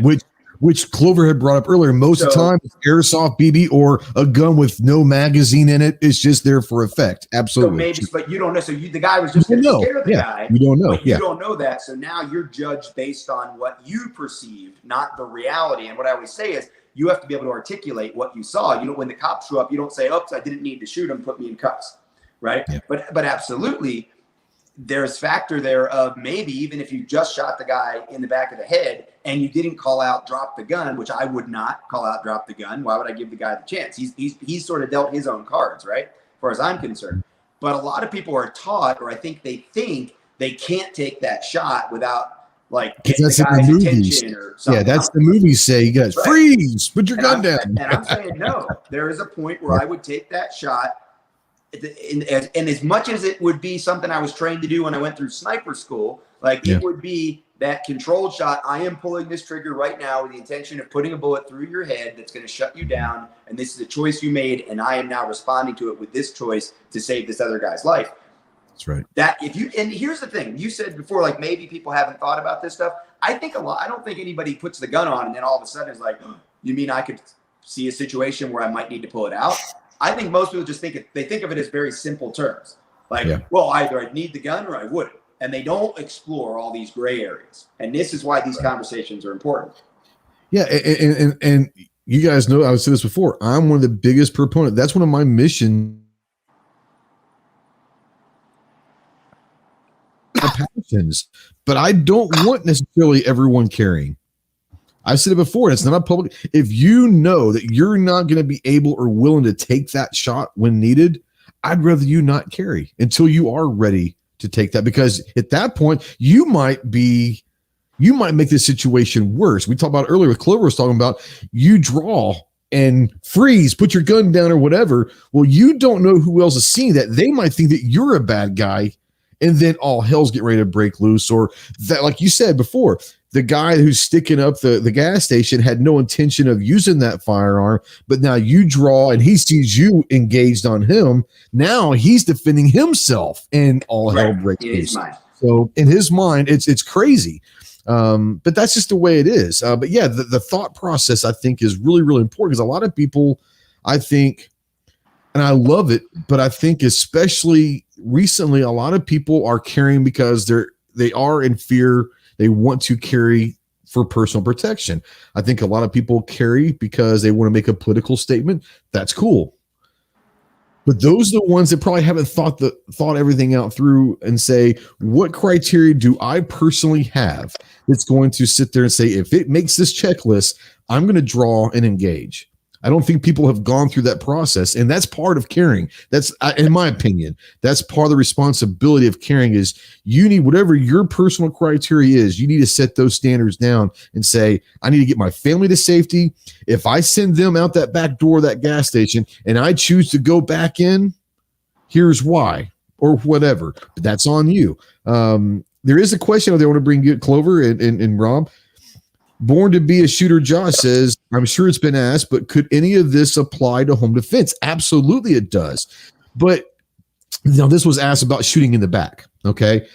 Shooting in the back when someone is in your home is going to be a different scenario, probably legally, than if it was somewhere else. Because if you have someone intruding in your house, they've already broken the law. So at that point, in your eyes, Rob or Clover, if someone was in your home and you come around that corner, you're scanning, and there's someone picking up your TV set or whatever, and they've got their back to you, you take that shot. If that's what you want to do, is it different being in your home than out in public in your eyes?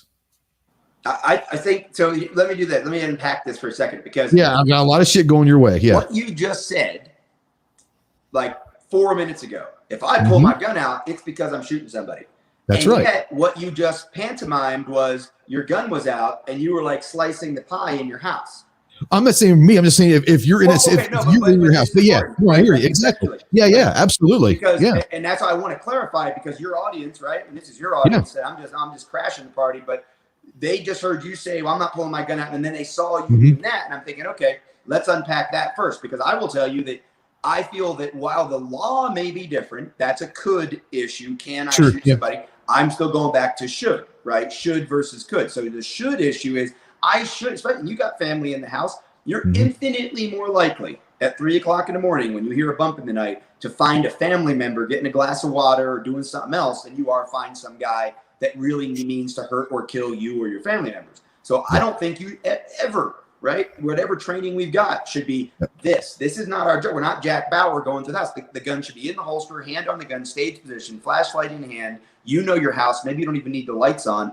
That's how you move around to find your family members. And then you lock the door and then you call 911. So you get everybody into bed. That's what we teach. That's what I teach people to do. That's what I would do. My intention to do. If I hear the bump at 3 o'clock, I got a camera right over here that looks across the whole main floor of the house. I can access that camera from my cell phone, from inside that bedroom with the deadbolt thrown, and I can see who's moving around out here. And if it's one of the teenagers, or it's my older daughter visiting, or it's the 6-year-old up trying to get a glass of water, I'm going to find out. If it's a guy in a balaclava, I'm going to find out. Now, at some point, if there's alarms going off and the glass is broken, and I've got to get to my daughter's room to go make sure she's safe, same thing. But I know my daughter's supposed to be in the room. I'm not running in there with a gun pointed at her.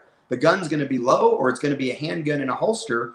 And now I'm back to the same place I was in the convenience store. Exactly the same place mentally and exactly the same place morally.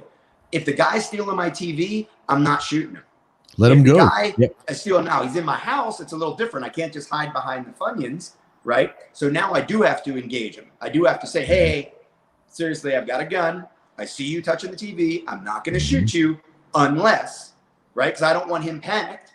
Right. Because a lot of guys in prison will tell you, I was just there to rob the place, and then the homeowner came home, and then I panicked, and then I stabbed him, and then I shot him, or then the homeowner confronted me. The homeowner had a gun. We started wrestling. The gun went off. Homeowner died, and now here I am in prison. All I wanted to do was steal some meth money, So getting into a confrontation you don't need to get into is physical sometimes, and sometimes it's just at all. So in the grocery store, it's at all. In your home, it's the physical confrontation versus the get control of the situation, make sure your family's safe confrontation. So I do think they're different. You shoot the guy in the back that's carrying the television out your front door, you're a scumbag as far as I'm concerned. You're not doing justice. You just murdered somebody over a television that you probably had insurance on. Or that you can go down to Walmart and pick one up. Yeah, it's what it is. I get it. Yeah, Clover, you want to come in and home defense versus out in public, in your eyes, is there a difference in tactics, thought processes, or anything like that?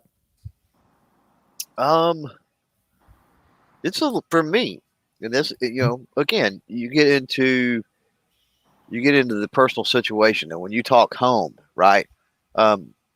Rural area, long time before law enforcement's going to get here. Yeah. You're talking about long, windy, dark driveway, middle of the woods. If they're, it's pretty nefarious stuff potentially going on. If they're here at my house, if they make it to your house, it's not like some meth heads that are robbing the block or something. You know what I mean? I mean, you literally have to target me at that point, almost. You know what I mean? And so that's the way I feel. Mm-hmm. So mine's different. If there's bump in the night and you're in my freaking yard, I'm lighting you up. I mean, literally lighting you up with a flashlight. But you turn the least bit aggressive and come toward me, it's over, because you have went out of your way to target my residence. You feel what I'm saying? I'm not another house side by side on a city block. And so depending on how do I know you're not there to kill me potentially because you're disgruntled for some reason or whatever the case may be, right? Absolutely. And depending upon your state, that is your right to do that. And that's the whole idea, is everyone's going to be different. And we don't want, at least I don't want everyone to think the same. Once again, you're going to have to come up with your list of criteria that are going to meet deadly force.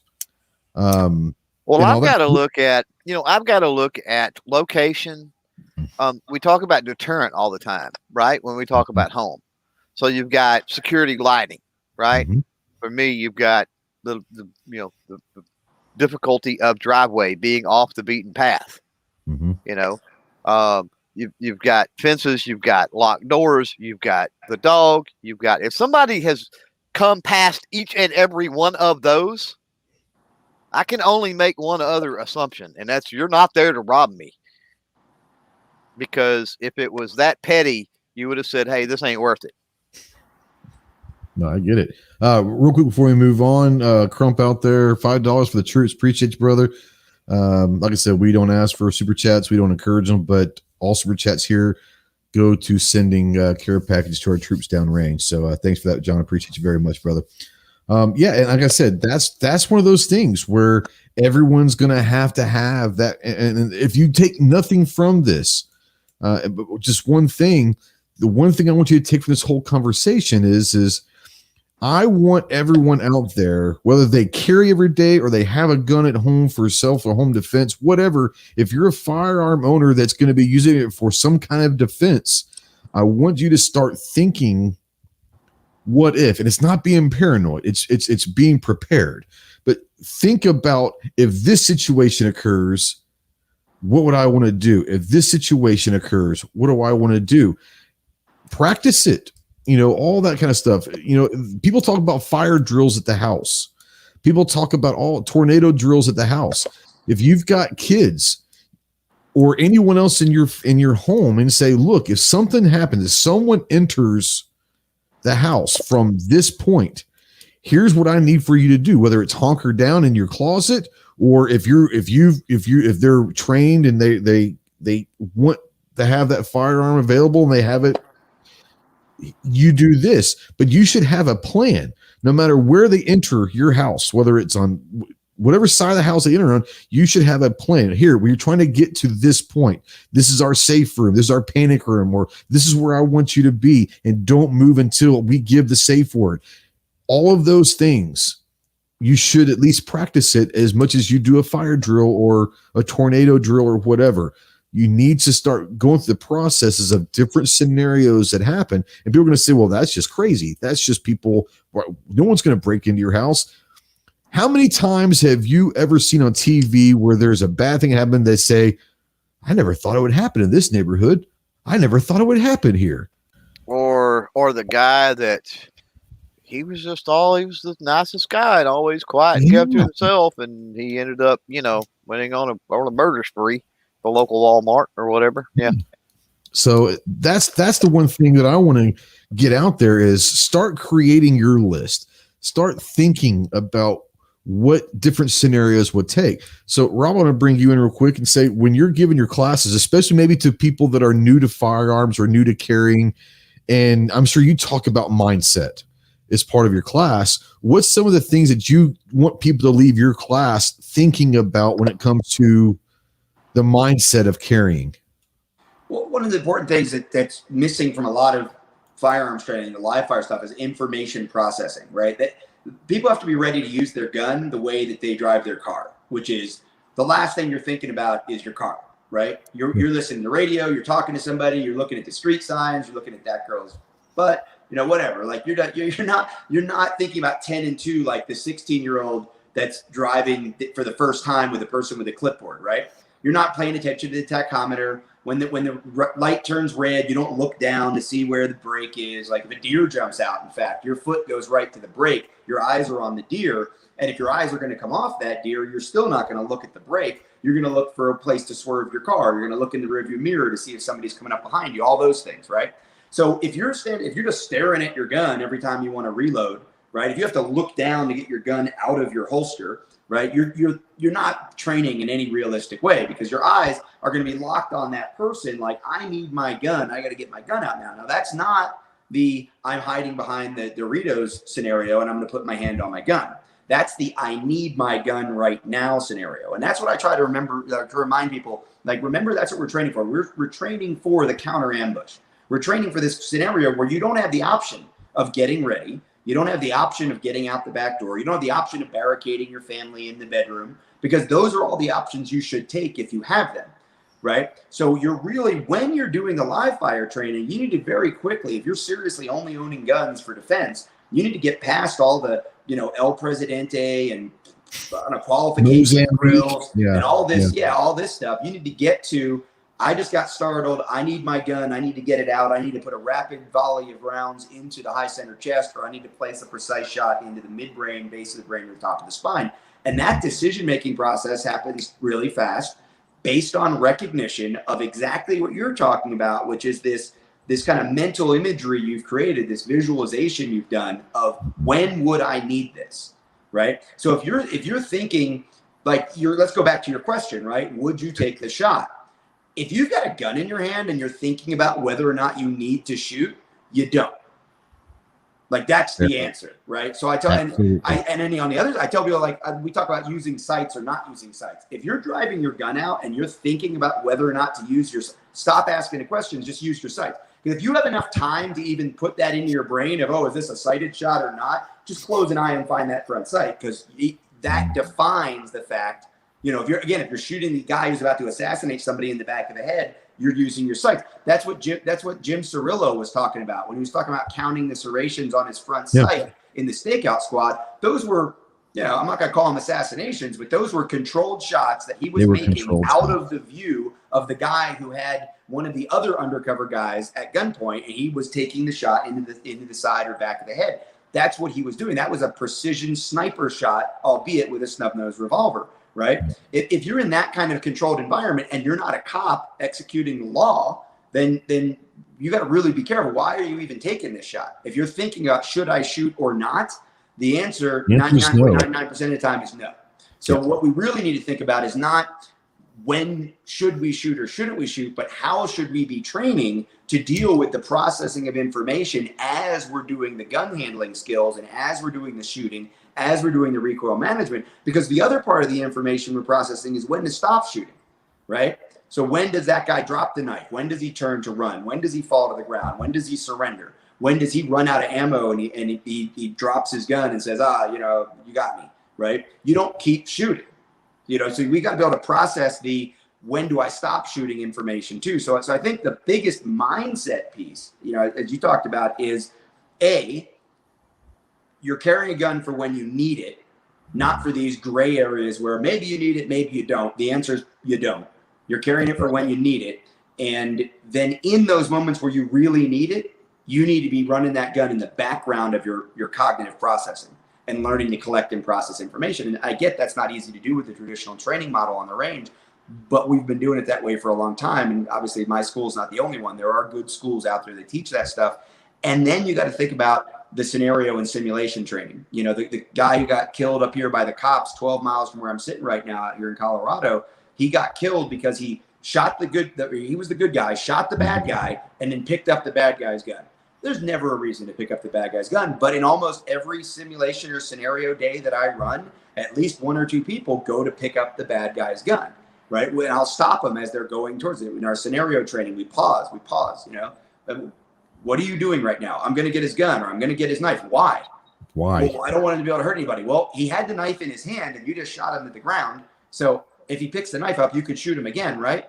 Oh, I guess so. Okay, then get back over here in the corner and stay away from him. Like that's a fundamental rule. Now, what's interesting is the people in those scenarios, prior to going into those scenarios, 99.9% of the time have already learned conceptually that they're not supposed to go get the bad guy's gun or knife. Instinctively, though, they get sucked into it, right? So that's the tragedy here we had in just outside of Denver in Arvada is I don't know what this guy's training background. I've asked a lot of people around Denver. Nobody seems to know who the guy was prior to that day. So I don't know if he has any training or education or not. But the simple fact that he did completely the wrong thing does not necessarily mean that he was untrained. It might just mean that he was unpracticed. And that's why it's really important to really drive these things into your brain. What are you going to do during, and especially what are you going to do after when it comes to interacting with law enforcement, interacting with other people? As you said earlier, the people that might now think you're the bad guy. These things are really, really important. The shooting is the easy part. Yeah, and a lot of it comes down to we talk about training, we talk about practice and all that. All that is repetitions. Okay. No one really knows how you're going to react until you're in that scenario. You can try to simulate all of the adrenaline rush, the shortness of breath, all of that in a training cycle, but you're really never going to know how you're going to react until you're literally in that scenario. But where the training and practice comes in is not necessarily the actual act, it's the process. If you continuously do it over and over and over again, there is a better chance that you're not going to make stupid mistakes because you've practiced that scenario over and over and over. Marine Corps, we would go do some stuff. Well, let's say we're gone for 2 weeks for a mission. We trained for 3 months for that 2 weeks. We did that thousands of times so that we went through every scenario that possibly could have gone wrong before we went and did what we did. So that's the whole thing is like that. Now, here's a question for you. Armed Axis. I'm going to bring Clover in first on this because I know he has thoughts on this.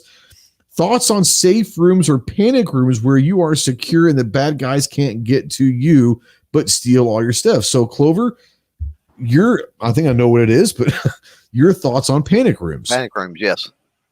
You've got one, correct? That's a personal thing. Okay, well, you have a room designated to where you can try to get to if you need to, right?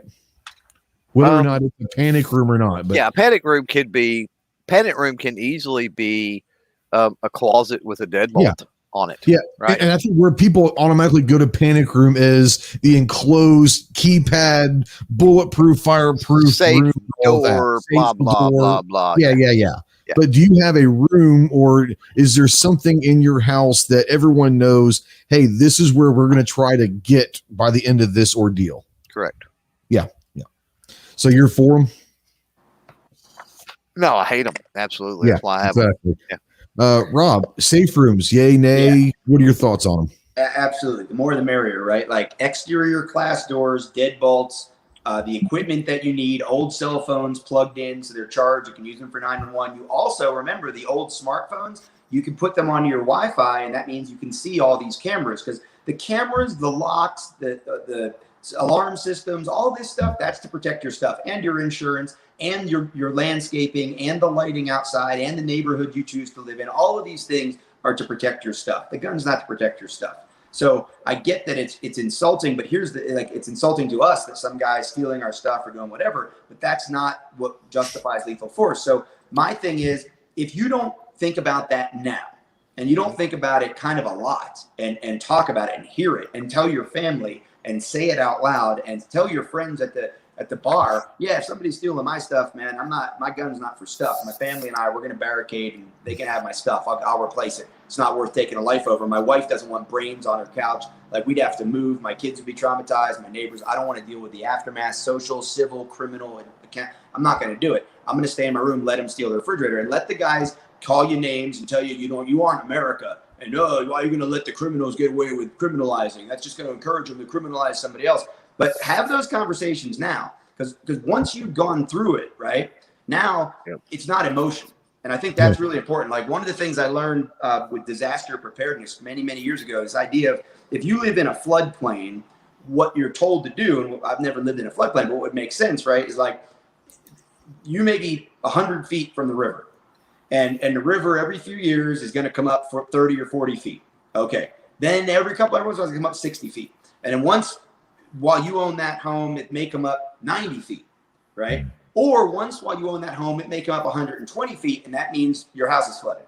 If you don't want to be the guy on the roof getting rescued by the Coast Guard helicopter, then what you need to do is you need to have there's a tree 50 feet from the river. When the water hits the tree, you're going to start thinking about, I might need to do some things. When the water hits the rock that's 70 feet from the river, you're going to make a hotel reservation and you're going to take all the stuff out of the basement or get all the valuable electronics up off the floor, your paperwork. You're going to put it up on the countertops. When it gets 80 feet, 85 feet from the river, you're going to put the stuff you really care about in your car. And when the water touches the back of your porch, you're going to get in your car and you're going to go to that hotel. Or the family member or whatever it is. Now, here's the problem. What happens? People say, well, it's been rising for 3 days and it's got to stop sometime. So they rationalize it may be touching the porch, but it's not inside and there's no way it's going to keep rising. And that's how they end up on the roof because they didn't have a set plan that didn't involve emotion. It didn't involve rationalization. They didn't get sucked into the complacency. They're just saying, hey, it touched the porch, I'm out. and I'd rather lose the $400 in the hotel or 2 days. Or I have to deal with my friends at the bar telling me I was weak for running away from the flood. Oh, you're scared of water. I get it. But guess what? Also, I'm never going to be the guy on the roof if I follow that plan. That's right.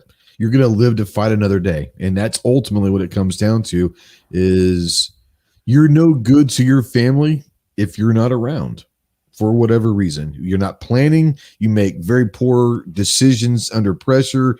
You've never gone through the thought process or thought about it. You make one single little bitty mistake and you can't be there to defend your family or your property because you've made a bad mistake for not being prepared.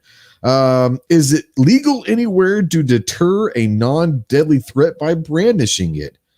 Is it legal anywhere? I don't know the answer to that. It's definitely not a damn good idea, but I don't know if it's legal. I would say probably not, but I don't know 100% that brandishing a non-deadly threat is never a good idea. That's just my opinion. Brandishing is not, I don't want to play Princess Bride, but I don't think that means what people think it means.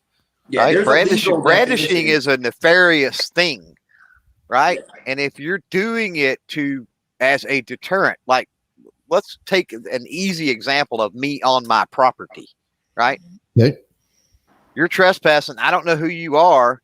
Okay. And I decide to unholster at my side or whatever that might be. I'm not going to jail for that.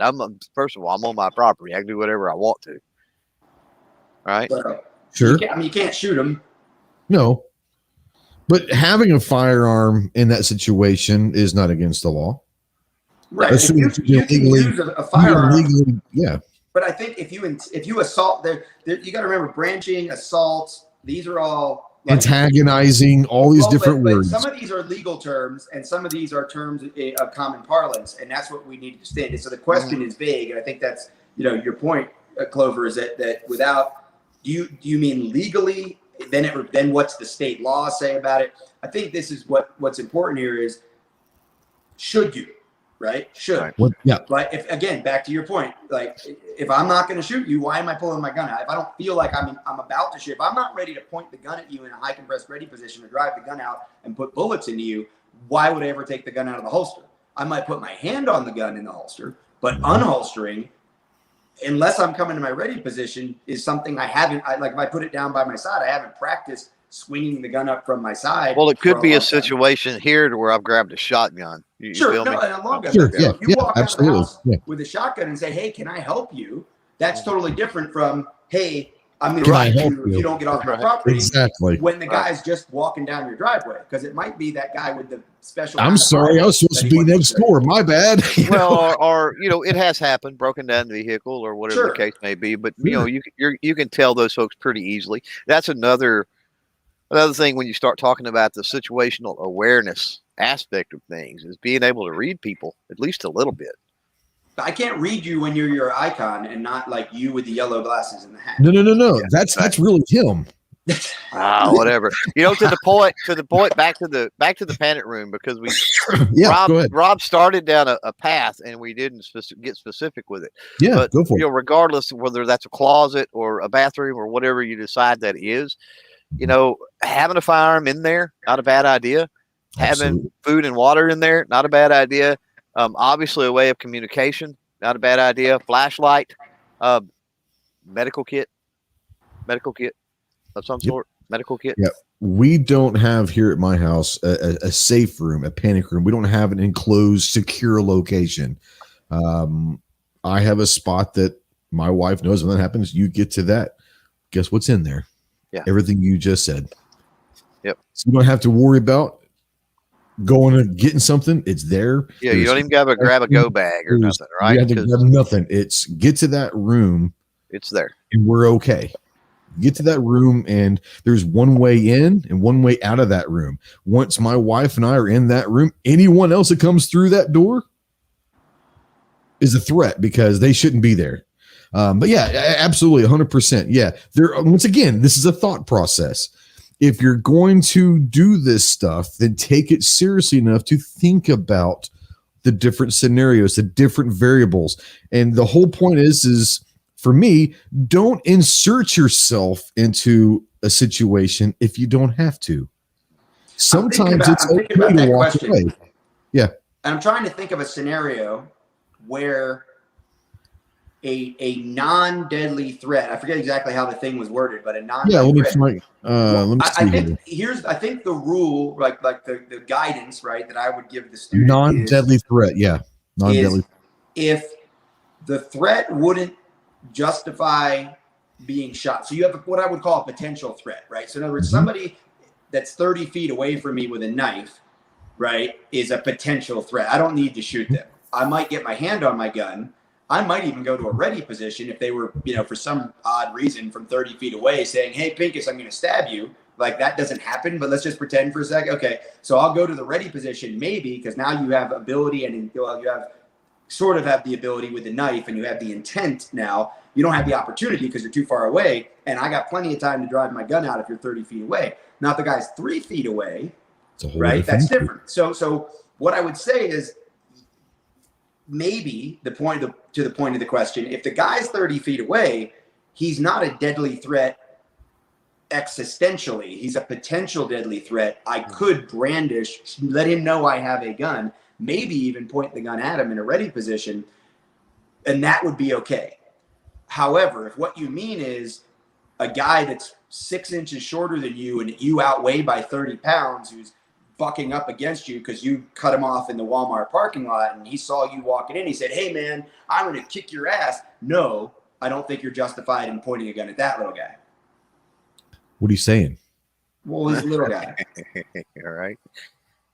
Always the little guy. It's always the little guy. Yeah, little guy. Yeah. Or a woman, like an old lady on a walker. I'll be a misogynist. Like an old lady on a walker. I get it. She could be like a walker ninja, right? But if there's a physical disparity that you can't justify pulling a gun out, and I'm not saying the guy might be a ninjutsu guy. Yeah, I get it. Okay, he might have a knife. Well, okay, I get it. But until you see the knife or you find out he's a ninja, I don't think you can point the gun at the guy that you outweigh and you're taller than over a parking spot in Walmart. Yeah. Yep. I think that changes. I think all of that changes though too, depending on the situation. Lighting situation, for example.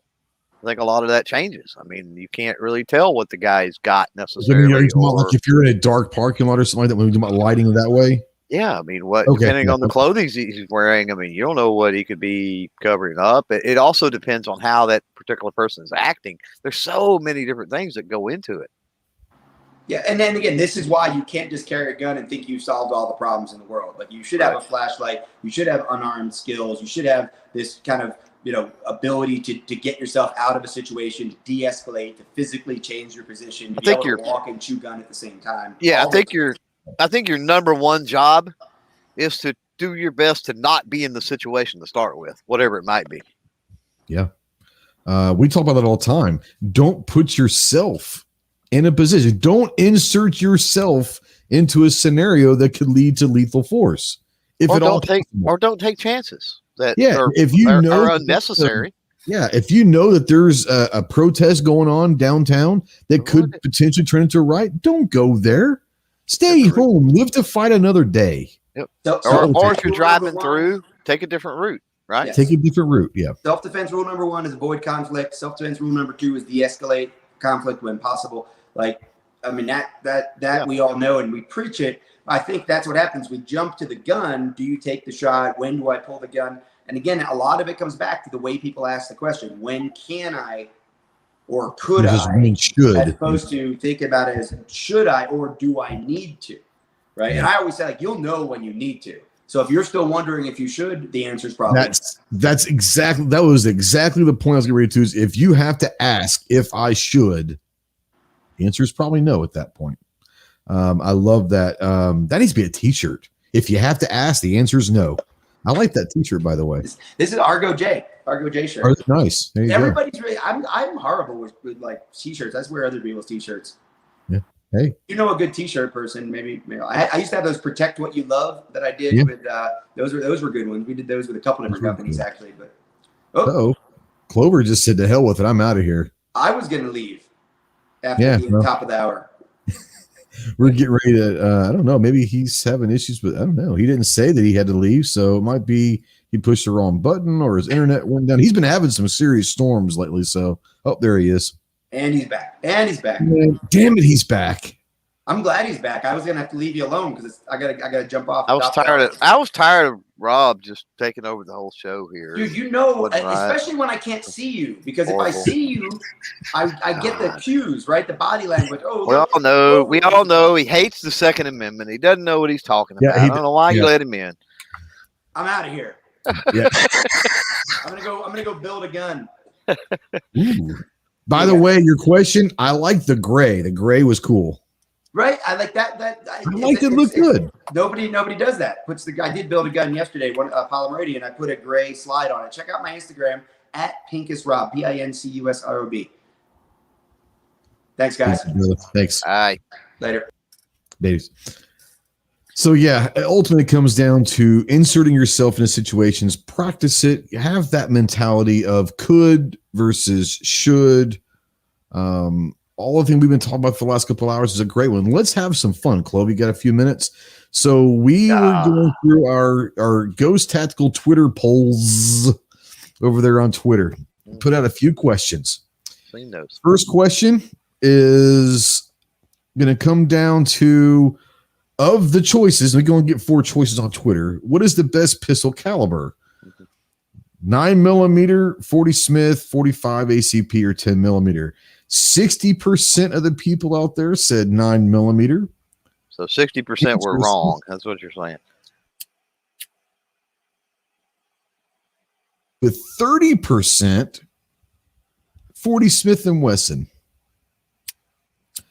In third place was 10mm. 45 ACP got 0 votes. Wow.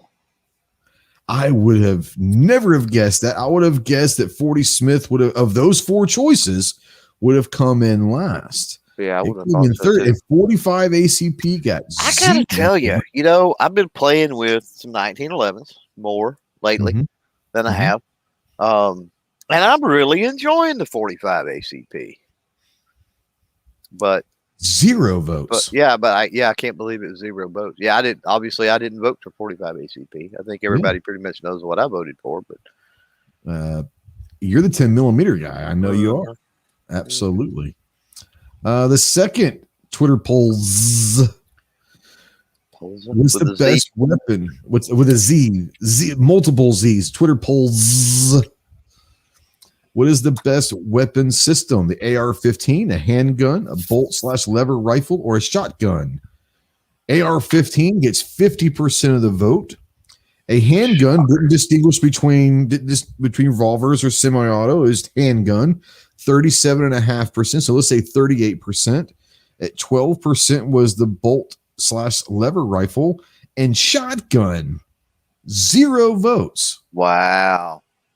I would have thought, because there's a lot of trap and ski. I mean, there's just shotgun got no votes. That surprised me as well. Well, especially considering all the Shockwave folks that are out there and all the mods for the Mossbergs and the Remingtons and the other things. Yeah. Yeah. Now we'll say I like his thought process here. The second initiate says, I don't mind 45 becoming unpopular or cheap. Right. Yeah. I hear you. What's up, Mike? Hey, how's it going? A Outdoor Journal. Budget's here. Guys, it's Budget. What's up, Budget? Not much. How's it going, guys? It's all good. How about you, brother? I've been busy the last couple of days. Is that a good thing? I didn't get in. That's why. Oh yeah, it's a good thing. It's just it's why I didn't get in here till now. Yeah. Well, I don't know if you've been listening or anything. Is there? I know you're making some comments out there. Is there anything that you want to kind of bring up and discuss real quick? Well, what got me to hurriedly try to get my ass on here was that when you guys are talking about, the first rule of self-defense is avoid situations where you might have to. Mm-hmm. My neighbor was the guy that owns the house next door anyhow was a very good example of that. He had his daughter living there next door to us, and daughter was in jail because they were kind of pieces of crap, her and her boyfriend. And her boyfriend wasn't allowed to be there. But the owner drove past, found out that he was there, went home, got his gun, came back, went into the house. A confrontation ensued. Yeah. The boyfriend ended up getting shot and killed, and the owner was on trial for murder. Mm-hmm. He ended up getting away with it. I mean, being found not guilty. Small town, he had a really damn good lawyer. That's all I could say. But, he still had to go through all that crap because really what he should have done, 911. Mm-hmm. Instead of going back in the house and becoming involved in an altercation and going through a possibly life-changing criminal trial. Once again, it comes back to he inserted himself into a situation that he probably didn't need to be in. Like I said, in the comments, I'm not a cop. It ain't my job. It's not my job to keep somebody from stealing shit. It's not my job to keep somebody from stealing my stuff. It is not my job. All that stuff's on the cops. Try to hurt me or my family, totally different story. God help you. Take every damn thing in my house. I don't care. I'll sit here and just call the cops and wait for them to come get you. Mm-hmm. No doubt. I don't have $500,000 to defend myself in court. Nor do you want to put your fate into someone else's hands when you could have made the mental decision to eliminate that whole ordeal. Absolutely correct. That's the whole point. That's the whole point of this is the process. What is your process to figure out for you personally out there? Is it worth to take that shot? Only you can tell you what yours are. We're just trying to give you what our perspectives are, especially if you're new. Maybe if you've never thought about some of these, it sounds cool that, hey, if I can end a threat from someone doing something bad, I'm a hero. Hero still gets you next to Bubba in prison. Correct. Sometimes heroes still go to jail. It is what it is. It is what it is. Pincus is out there. Pincus. So, Clover, did you happen to see his Instagram this weekend? He busted out another little scooter that Here Comes Pincus happened in his neighborhood. Do the jitterbug. Do the jitterbug, yeah. Here comes Pincus. He's one tough customer. Best time ever. That was hilarious. That was a great time. Indianapolis, wasn't it? Yeah, Indianapolis, yeah. Yep. All right. So once again, the second weapon system, 50% say the AR-15, 37% say handgun, 13% say bolt lever action rifle. Once again, 0 votes for a shotgun. These are the Twitter polls over there, Budget. We asked a few questions. The first one was best pistol caliber. 60% say 9mm, 30% say this 40 Smith, 10% say 10 millimeter, 0 votes for 45 ACP. What say you? 0 votes for 45. Is it more? Well, first off, let me ask you this: Is it more disturbing that 45 ACP got 0 votes, or is it more disturbing that 40 Smith came in second? I'm not caliberist, so. Yeah. It doesn't matter to me. So I got to wonder. Here's the thing. I got to wonder at what time you posted this poll, because if it was after about 4 p.m, everybody that would have voted 45 ACP probably had already went to bed. It was 11 hours ago. I would say there's another answer that should have been on the poll. Okay, I want to get 4 of them. So yeah, what is it? The best answer is whenever you can shoot accurately. No, that's a great one. But these are just kind of have fun to start discussions. The third one, the last one we're going to talk about is I don't understand it. What's the best band of the 80s? There are 4 choices. U2, Guns N' Roses, Did he freeze? Am I still here? Yeah, you are now. I heard U2 and It Guns N' looked Roses. it looked like you were thinking really, really hard. Oh, okay.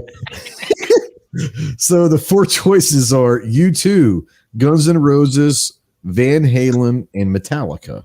Those are the 4 choices that I gave people. Metallica and Van I don't even Halen have to think are about at it. 40%. Guns N' Roses at 20, and U2 got 0 votes. But yeah, Van Halen tied Metallica. If there was going to be a tie, I would have guessed Metallica and Guns N' Roses possibly. But yeah, how about that? I got third like on every one of those. What's up with that? What's that? I said my choice was the third choice or whatever on every single one of those because I voted GNR on that. GNR 9mm. Metallica just really didn't. I mean, I get it as far as like a cult style following. Yeah. But man, it was really very late 80s, early 90s when they came in. It was the Black Album and stuff is when they really came into things. As far as mainstream. Whether you want to hear that or not, folks, because I like Metallica too.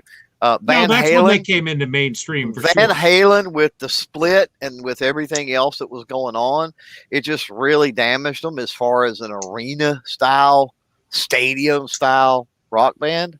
And GNR packed the seats from day one in the 80s. So for me, I love Metallica, but I became a Metallica aware in like 1990, 1991. Like you said, when the Black Album came, I went back and started listening to old Metallica at that point. I didn't listen to Metallica back then. Posers! No, I get it. I did.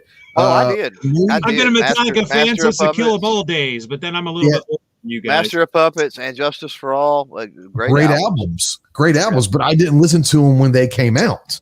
I listened to them once I found Enter Sandman and wherever I may roam, and you know what I'm saying. But that's what introduced me to Metallica. I said, oh, that's not bad.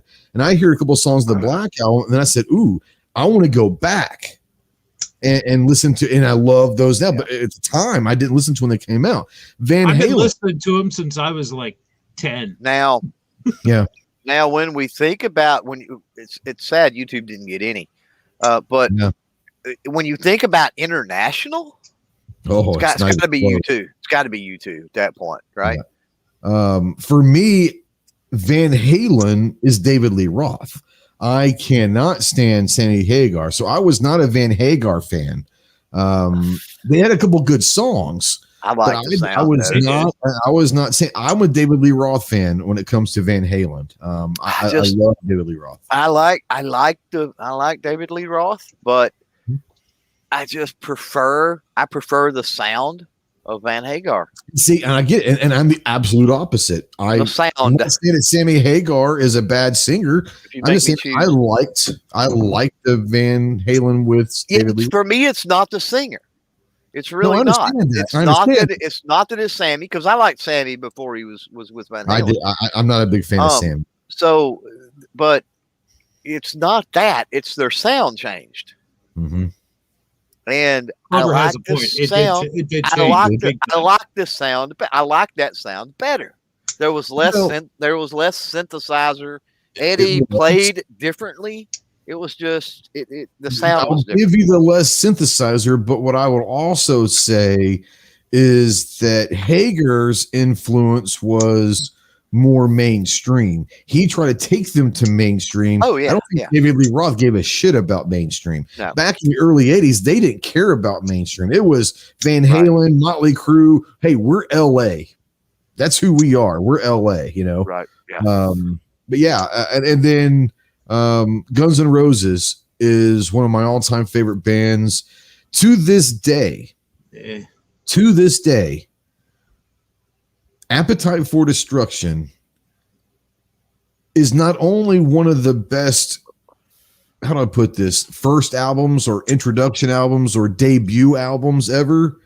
It's to this day one of the best just rock and roll albums of all time. It was a good album. Oh, Use Your Illusions was out of this world. Unbelievable. Unbelievable. Cover to cover to cover to cover. I like Guns N' Roses, but to me, they're just merely okay, they're pretty good. They're not like, oh my God, I gotta hear them. No, Metallica song comes on, that radio gets turned up every single time. You mentioned Wherever I May Roam, and I had forgot about Wherever I May Roam until it came on the radio the other day. Yeah, I love the intro to Wherever I May. The intro for me is awesome. I'm like, that's an awesome song, and I knew every word and sang along with it, all that. But I was like, man, I forgot how good that song actually is. ZZ Top, great band, especially if you're a Texas guy. You don't say ZZ Top. I'll tell you a band that I love. Musically, they are incredible, but I think that people that like them love them, but I don't think that they, over time, the 70s and early 80s, mid 80s, I don't think they got the respect musically they should have. But I'm a huge fan of Dire Straits. I hear a Dire Straits song, and I mean, because you don't hear them very, but Dire Straits is a great band, but I don't think that it's a band that a lot of people go to, you know. Brothers in Arms is one of the most beautiful songs you're ever going to hear. If you ever get a chance to listen to Brother in Arms, there are so many great songs. Sultans of Swing, obviously, I mean, there's just so many great songs, but Dire Straits was not as big as I think they should have been, honestly. ZZ Top, great band. I think they were probably in Texas. They're a huge band, but nationally, they had about 2 or 3 songs. You know, Dire Straits kind of hit a stride. This is my opinion on it.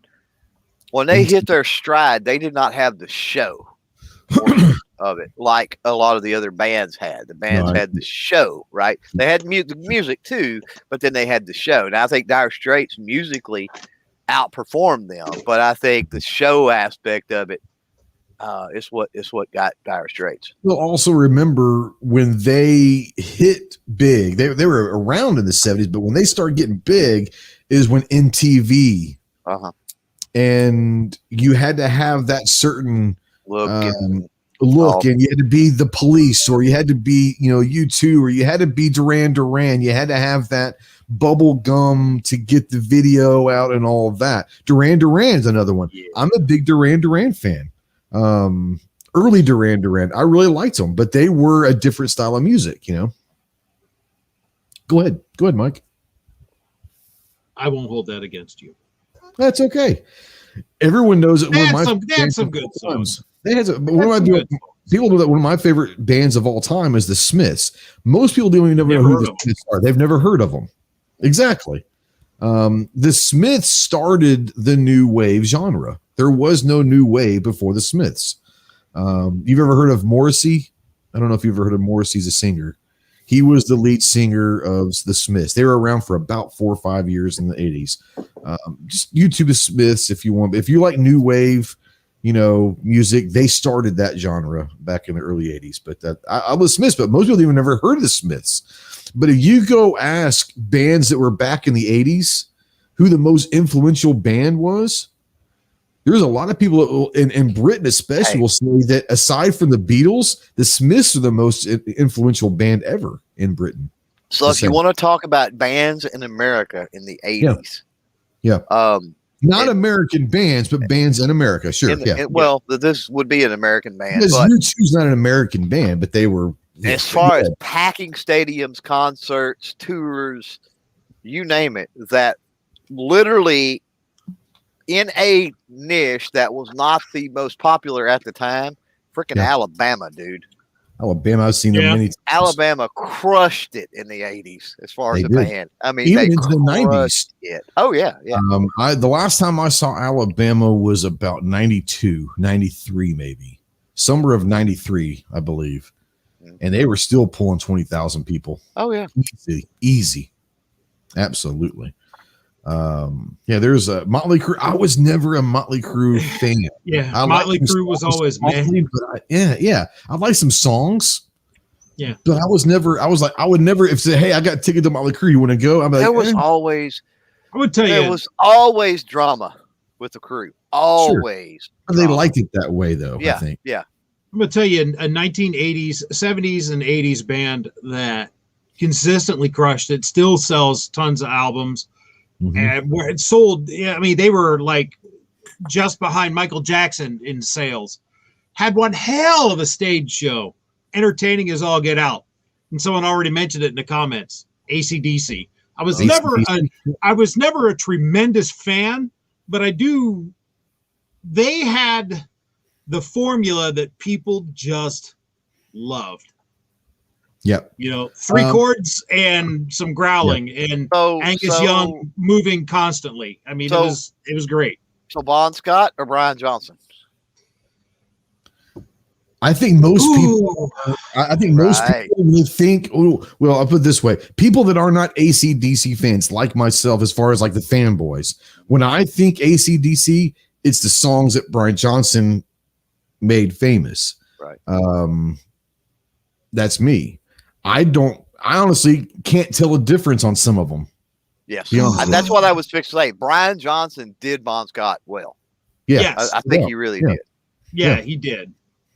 And I would agree. I've been a huge, since the first album. I mean, either way. But I would be, I prefer Brian Johnson. Now, would I prefer Brian Johnson if Bon Scott had still been around doing his own thing or what? I don't know. Right. Yeah, sure. Yeah, that's a tough one because Highway to Hell was one hell of a great album. I mean, that is a rock classic. Mm-hmm.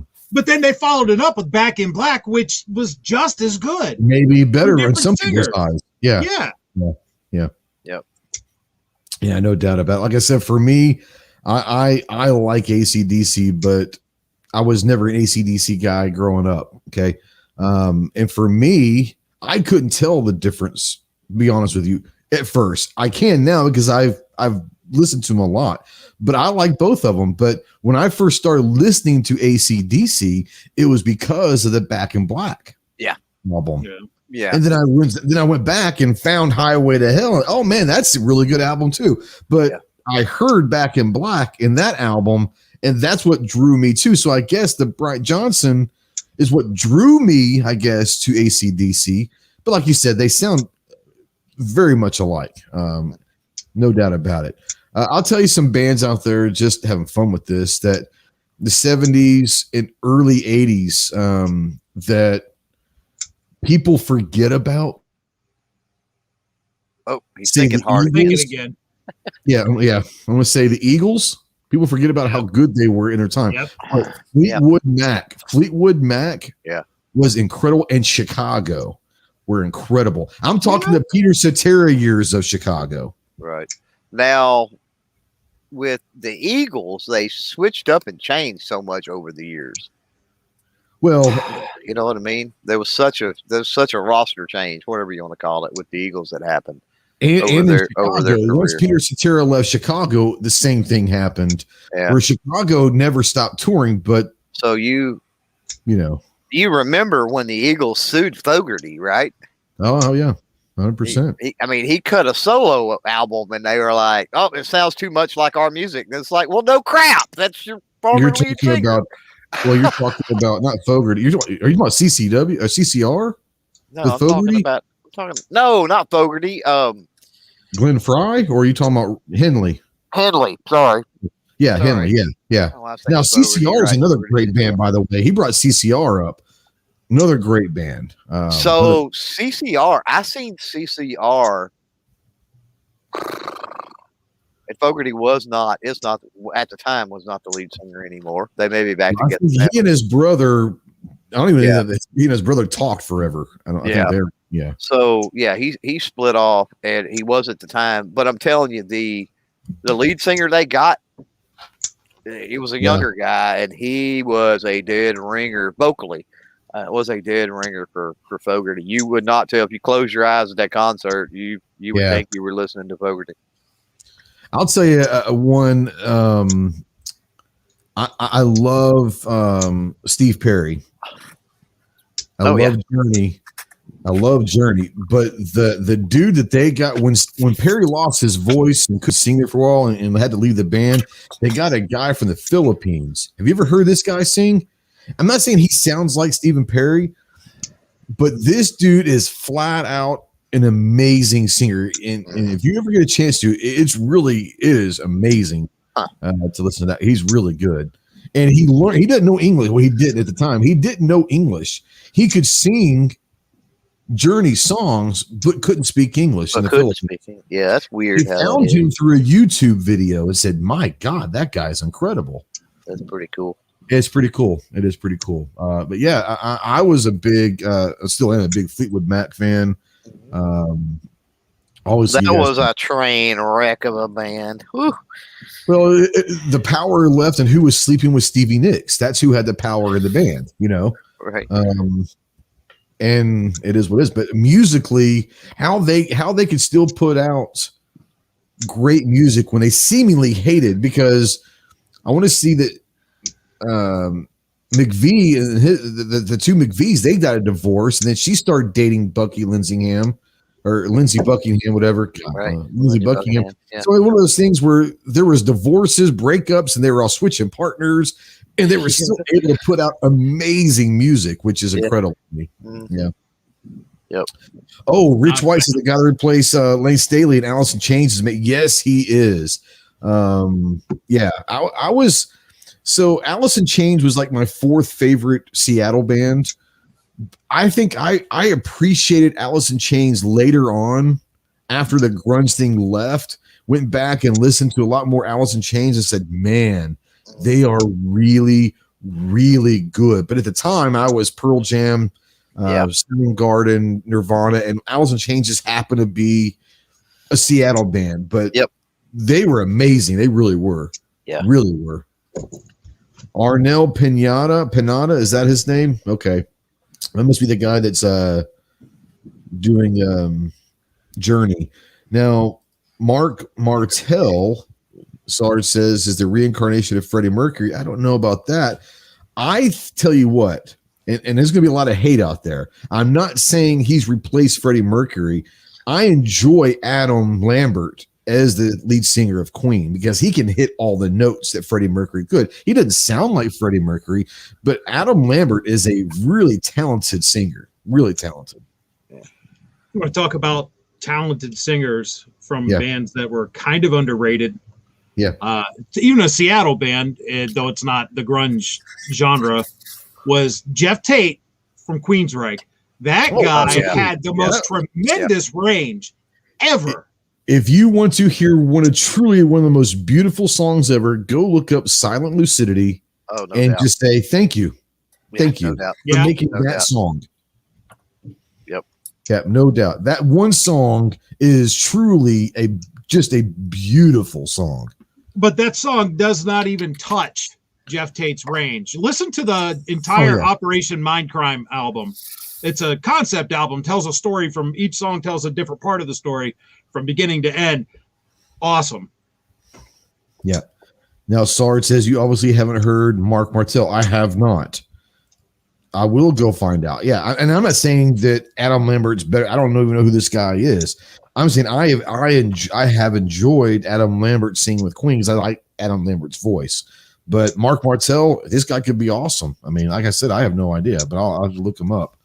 But there's a lot of great bands that have gone through lineup changes, that have gone through hell, and I think that's kind of the cool things about U2. People don't realize that U2 didn't start in 1986 when the Joshua Tree came out. They came out in 79. They were a punk band from Ireland. Mm-hmm. But people think that they started in 86 when Joshua Tree came out. Joshua Tree, in my opinion, is a top 10 album of all time. I'm a U2 fan. There's not a bad song on that album. It was a phenomenal album. Been to U2 concerts, love them. They have not changed their lineup since day one. Haven't changed it since 1979. Haven't changed it. Now, someone brought up Aerosmith. I am not a big Aerosmith fan. Great show, though. God, they put on a great show. And I'm sure Steven Tyler might be a great. His voice drives me fucking bonkers. It does my wife too. It does my wife too. I like it because it's unique, but Yeah, no. Dream On is about the only song that I can really listen to because it's not like the screaming weird voice, you know? Yeah. He's an acquired taste because he's one of those people that outside of Aerosmith, oh my God, like his country album he put out and some of this other stuff. It's like outside the confines of Aerosmith, the dude can't sing. He's horrible. Yeah. There's a YouTube video with him and somebody on like America's Got Talent or The Idol or American Idol or something. Yeah, he was like a judge on one of them. And where he's playing the piano and he's singing Dream On stage, and it's like, acoustic with the piano, and it's wretched. It's like fingernails on a chalkboard, and you're like, oh my God. And you go put on some Aerosmith and you're like, okay, cool, rock out, go play the studio version of Dream On. There's also a YouTube video of a street performer that is playing, and the street performer is crushing it. And I forgot what he's playing, but I'm pretty sure he's playing Dream On. And Steven Tyler happens to be there, and somebody's cell phone films it, and Steven Tyler walks up and sings with him, and the street performer has got a better voice than Steven Tyler. It's like, at that point, you're like, it's the persona, it's within the confines of the band, it's all the things, all the things come to bear. Aerosmith is not Aerosmith without Steven Tyler. No doubt. It's the combination of it. It's like a recipe, right? It's like, well, I don't like the eggs and the flour and the milk necessarily by themselves, but you put it all together with some chocolate and it works, right? That's right. When I was young, I hated them. I'm not a big fan of them. I despised Aerosmith. As I've gotten older, I can appreciate it a little bit more, particularly Dream On. If when you get into the lyrics of it, and it's like, I kind of relate to this now, but no, they were a lot of they were kind of a chick band. They were it was really almost kind of sucked. Almost REO Speedwagon in a hairband type, more rocking situation or something. But when you got down talking about some of their later stuff, right? I think their best album was the one with Crying and Amazing and all the Alicia Silverstone videos in the early 90s. That was then to me their best album. That's the best they ever sounded in my eyes. Yeah. I love Dream On. It was some of those early 70s stuff. Permanent Vacation was possibly their first big one when they really came on. Was it Toys in the Attic? I think maybe was the one Dream On was on. And then the one you're talking about with Crying and all them, I can't remember that. If you guys like talking stuff like this and whatnot, there's a channel you guys got to start watching. It's called Professor of Rock. That dude does a deep dive into all of this stuff, and he even gets the artists on his channel and talking with them. And whatnot. Oh wow, kind of like VH1 used to be. I used to love VH1 behind the music stuff. Oh yeah, it's called Professor of Rock. I found it recently, and I subbed to him and been listening to it and watching it because watch that for sure. Freaking awesome. Nice. Buck says Meatloaf. Can't stand Meatloaf. I can respect the voice. That dude's just weird though, bro. Dude had a voice. That's what I'll give him. Great voice. Yeah, for sure. Ozzy. So meh. Unique. Yeah, I like some. I've never been super impressed. He sounds like he's crying with everything he does. That's Ozzy. Yeah, I judge him. Would I pay to go see him in concert? I would not pay to go see Ozzy in concert. No. Well, I never had the luxury or the option with Black Sabbath, but man, I listened to War Pigs. I listened to War Pigs just the other day. I listened to War Pigs. And I was like, it's wonderful. When you're talking Ozzy Osbourne versus Black Sabbath with Ozzy Osbourne, those are two completely different animals. They're different species. I mean, it's just totally different. Black Sabbath with Ozzy, yes, and it makes a difference if Ozzy has Zakk Wylde with him as well. Yeah, I'll give you that. No doubt. Yeah. Ironically, my favorite Ozzy song is one with Lita Ford. Close my eyes forever. Close My Eyes Forever. That's on like my Maybe permanent because- playlist. Yeah, that's actually a Lita Maybe Ford because I song. really, Yeah, that's what I'm it saying. is. That's my favorite because I had a big crush on Lita Ford back then. And Lita is oh man, She still looks good. Kiss Me Deadly. Whew. Kiss Me Deadly, yeah. But Say, yeah, Lita's that's still my smoking. favorite Ozzy song, and it wasn't even his song. Yeah. Yeah, he did who was it? Jessica Simpson. He did a duet with Jessica Simpson, some Christmas Oh song. God, that's gotta be terrible. It's pretty horrible, but it's pretty interesting because they build a snowman instead of taking the carrot and putting it on his nose. Ozzy puts it somewhere else in the video. It's pretty Sure. funny. It's like, yep, Ozzy would do that. Led Zeppelin, yay, nay. Meh. Yeah, I love Led Zeppelin. Same The way. problem with Led Zeppelin is realizing that they're not unique artists. Do you know why Led Zeppelin was created? Do you know why Robert Plant was chosen to be the lead singer of Led Zeppelin? This is a true story. So Robert Plant was Jimmy Page's answer to Roger Daltrey of The Who. Jimmy Page was starting a band and said, I need a blonde hair with a big voice, young guy that can just flat out rock. And Robert Plant was that guy, but he got the idea of watching The Who and said, I need a Roger Daltrey. Now, The Who, I love The Who. I would take The Who over Zeppelin. I know that might be sacrilege. No. I will take The Who over Led Zeppelin. Not saying that I'd hate Led Zeppelin, but The Who, the band that came out at that time, everyone knows that Pink Floyd is, beside the Beatles, is my favorite band of all time. I would take Roger Waters. I don't know if I have to take Roger Waters or not. I was not a big Roger Waters fan, but I would definitely take Pink Floyd over Zeppelin. I would take The Who over Zeppelin. Do I think that Zeppelin had some better songs? Like ultimately, no one's going to argue Whole Lot of Love, Stairway to Heaven. There's 5 or 6 songs, but arguably all built off of something else is the problem. That's correct. So as long as I acknowledge that they're not originalists, I'm okay. I'm okay with it. Yeah, sure. I rock some Zeppelin. Sure. Yeah, I don't think anyone's going to not rock Zeppelin. You hear a couple of songs that you know, oh damn, there comes Robert Plant. You know, who's a better band than Zeppelin? Beatles, Rolling Stones, Pink Floyd. I would take any of those 3 over Zeppelin. Not saying that Zeppelin's bad. Zeppelin's not my thing. I'm not a big Stones fan. I like some songs from the Stones. It sounds crazy, but I don't like the sound of the Stones. Not a big. It is Mick Jagger's voice. I don't know. I don't know what it is.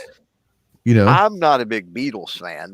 They were around for so long that their sound just changed and morphed so many different ways and different times, which was awesome about the Beatles. Don't get me wrong. Yeah, sure. But I think that such wild swings back and forth with their sound, I think maybe is what kind of throws them out of the run. Not that they're not a fabulous band and definitely top 10 of all time. I totally get all of that. But for changed music more, probably the Beatles is what changed music more than anything. Yeah, sure. Yeah, I think so. Yeah. You know, I get it. And I think it's one of those things where I think most people are in that either you're a Beatles or a Stones fan. You appreciate the other. It's kind of like the Nirvana Pearl Jam back in the 90s. Everyone chose which one they liked better. Not that they hated the other one. They respected the other one. But if I had to choose, it was definitely a divide. Beatles and Stones, Pearl Jam, Nirvana are very, very similar. They came out at the same time from the same area. You had to choose one, you pick one, but we still like the other one, you know? Right. Actually, the Beatles were together for a lot longer than 10 years. They just were famous for about 7 years, 8 years. But they were a band back in the 50s over in Germany. They were huge in Germany. Hamburg, Germany, and all that. So they were together for well over 10 years. They just weren't world famous for about 7 or 8 of them. C4 Sarge out there says Pearl Jam over Nirvana. So when they first came out, I'd say a I would colonoscopy is better than Nirvana. Oh, you shut your mouth. I hate them. When they first came out, I definitely chose Pearl Jam over Nirvana. I love the sound. To this day, I still love Eddie Vedder's voice. I thought they were a cleaner band, a crisper. They sounded as a band better. I love Eddie Vedder's voice.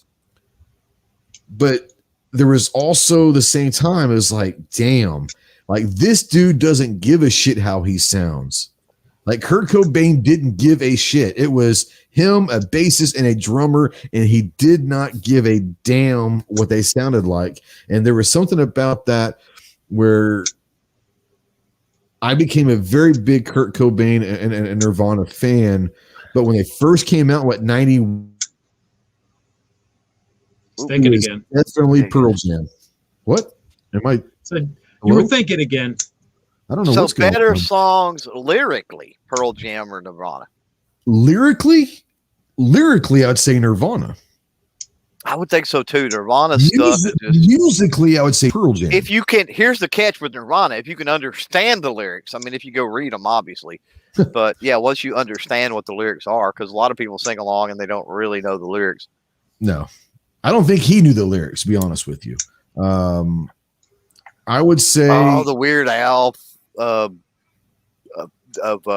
Smells Like Teen Spirit is beautiful. Yep. Yes, Now, like Sarge, Nirvana's one of the greatest songs of all time is Yellow Ledbetter. One of the greatest alternative grunge songs ever. Probably the best. Yellow Ledbetter is a Pearl Jam song that was supposed to be on their first album called 10. It didn't make the cut because they didn't want it to be any longer. They didn't, of all the songs that made the album, it didn't make the cut, so they released it as a single, and it became one of the best songs ever of the 90s. Yellow Ledbetter. Once again, though, there were a lot of lyrics of Pearl Jam that you can't understand what Eddie Vedder's saying either. It wasn't just Kurt Cobain. That was if you try to go listen to the lyrics of Yellow Ledbetter, you'd be like, what the fuck is he saying? right. It's a great song. Right. Well, man, Here's a question. Yeah. Best singer of the 80s. Best Just vocalist. We're on bands. We're on bands, man. Don't do that to Bands us. Who's the singer. best vocalist? Most singer. George Michael was the best vocalist of the 80s. I disagree. I I disagree love George wholeheartedly. Michael. Yeah. Who do you think? Sebastian Bach. Sebastian Bach can sing, and I'll Skid agree Row. with that. Love Skid That Row. man, his range is His incredible. range was Beats great. George Michael to piss. I think George Michael has one of the prettiest voices ever. Yeah. He is George up there Michael was with. good. He was up there with Chris Cornell, with Jim Morrison, as Sebastian far Bach, as just way better. beautiful voices. Now, I'll say that Sebastian Bach had more range and all that, but you're talking about the sound and beauty of the voice. I'll say this: go listen when you get a chance. Go listen to George Michael doing live.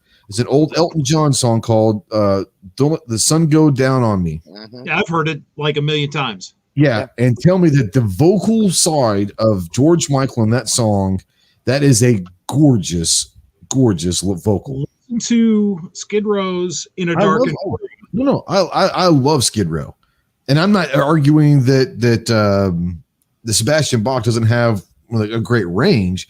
I just love listening to George Michael's voice, like the sound of it, beauty I think of it. Skid Row could have been better. I think Skid Row It could have. Skid Row suffered in the writing department, I think. Yes. Well, and they were a little late to the hair. They were a little. They came in. That's true. A little bit late, I think. If they had hit 2 years prior, it could have been whatever. But I think they came in towards the end of it, and that probably hurt the timing. Plus, their management kind of screwed them in that their management really controlled every aspect of what they did, and they had no say whatsoever in any of it. Yep, no, right. Freddie freaking Mercury, baby. Freddie Mercury. Yeah, Freddie is a. I know sure was a contender. I still, and this is gonna be one of those Freddie things. is a god. I know it's not true, but I know that they were in the 70s, 80s, and even into the 90s. When I think of Queen, I think 70s band. Does that make sense? Yeah. I know it's not, but I just think when I think Queen, I think 70s. Yeah. I'll say like David Bowie. David Bowie's weird as shit. David Bowie had a great voice though. Great voice. They're out there. David Bowie's the 70s. He is absolutely, but he was still relevant in the 80s and all of that. Joan Jett. Yeah, Joan Jett was a great voice. Yeah. Chris Cornell was in the 80s. Chris Cornell, if you know anything about me, Chris Cornell is my favorite singer, vocalist of all time. I think he has the greatest male voice ever. I could listen to Chris Cornell all day, every day. What's her name? Oh gosh. Chrissy.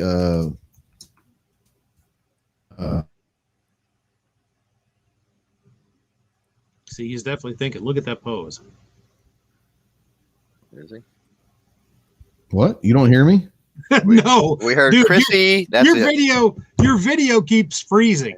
You keep freezing up. When I think when I go to another tab, probably it's when it does that. And you were caught there like. It probably does it when I go to a different tab. Was it Chrissy Hynde, whatever her name is from the Pretenders? I like her voice. I take her voice over Joan Jett's. Chrissy Hynde, yeah. I would take her voice over Joan Jett. That's just me, though. Joan Jett can just freaking rock it out, too. Love Joan Jett as a performer and as a songwriter. You put Chrissy Hynde singing Joan Jett songs, you got a perfect one right there, I think. Oh, well, could be. Let's see here. Bee Gees, I am. Yeah. The Bee Gees are one of my guilty pleasures. Love the Bee Gees. Yeah. Not gonna lie. Yeah. Yeah. I can't do ABBA. Sorry. Not this guy. Can't. There's a couple songs. Don't get me wrong. There's a few songs I'll tolerate if they're. I won't change the channel. Exactly. But okay, I'm not gonna rock out to it. The Bee Gees though, yeah, I'll crank the Bee Gees. Oh snap! Whitney Houston, maybe the greatest voice of all time, period. Whitney. Yeah, Whitney was in her heyday. She was just incredible. So. I'm a Whitney fan up until she kind of got popular, to be honest with you. Well, until she met Bobby Brown. Right. I was kind of a Bobby Brown fan until they got together too, to be honest with you. But anyway, so Whitney, here's what turned me away from Whitney is The Bodyguard, because the Dolly Parton song "I'll Always Love You" blew completely up, and that was not a love song the way it was portrayed not the way Dolly Parton. No, it's not. Bodyguard, and it's like people all freaked out and was like playing it at weddings after that and all kind of crap. And I'm like, do you know the backstory to that song? And to me, all you gotta do is listen to the words first. To me, lyrically, Dolly does a better job with that song lyrically because of what the lyrics say and the way her voice is when she's singing it. Pat Benatar was mentioned. I love Pat Benatar. I'm very there's some Pat Benatar, but "Love Is a Battlefield" is one of her most popular, and I can't freaking stand it. I never have been able to tolerate it. I didn't like the song for a long time because I couldn't stand the video when I was a kid. Well, I don't even remember the video, and I'm telling you, it's all I can do. I remember hating the videos. I hated the song. If it comes across the playlist or the radio or whatever, odds are I'm not skipping or changing her channels or anything like that. But I just don't, and that's one of her most populars, and it's crazy because I just can't. I can't do it. All right, Susanna Hoff's absolutely smoking hot. So the question is, Bengals or Go-Go's? I was more of a Go-Go's. Just me. I like the Go-Go's because I'm more the punk. I'm not going to turn any of them down by any means, but I was more of a Go-Go's guy because I like punk a lot growing up. So they were more punky than the Bengals were, but neither of them were bad. Debbie Harry and Blondie. Harry there for about a 4 or 5 year span. Oh yeah. Okay, so we're talking hot chicks, and we're going to bring it back to bands. Yeah.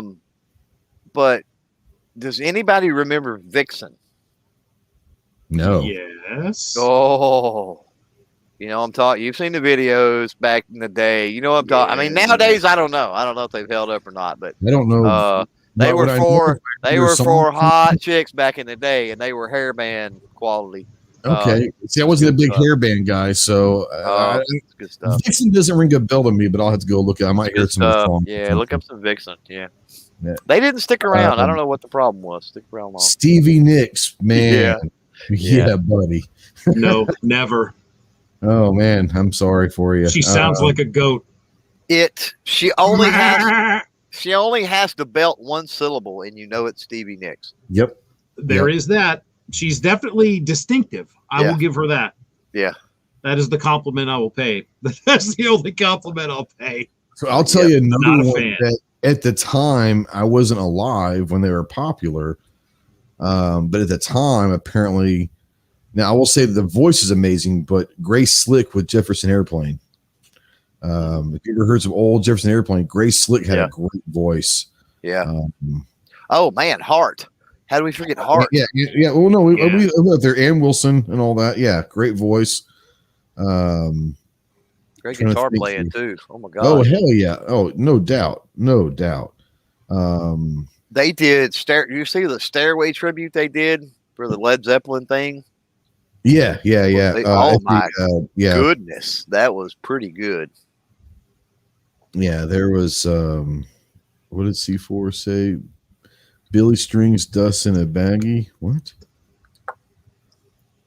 I never heard of Billy Strings, so I didn't go check this out too, I guess. Dude, you need to listen to this. It's funnier than hell. All right, go ahead. No, you need to listen to that song that he linked to. Oh, okay. It's freaking awesome. Yeah. Really? I never heard of Billy Strings, yeah. The dude's a good guitar player for sure.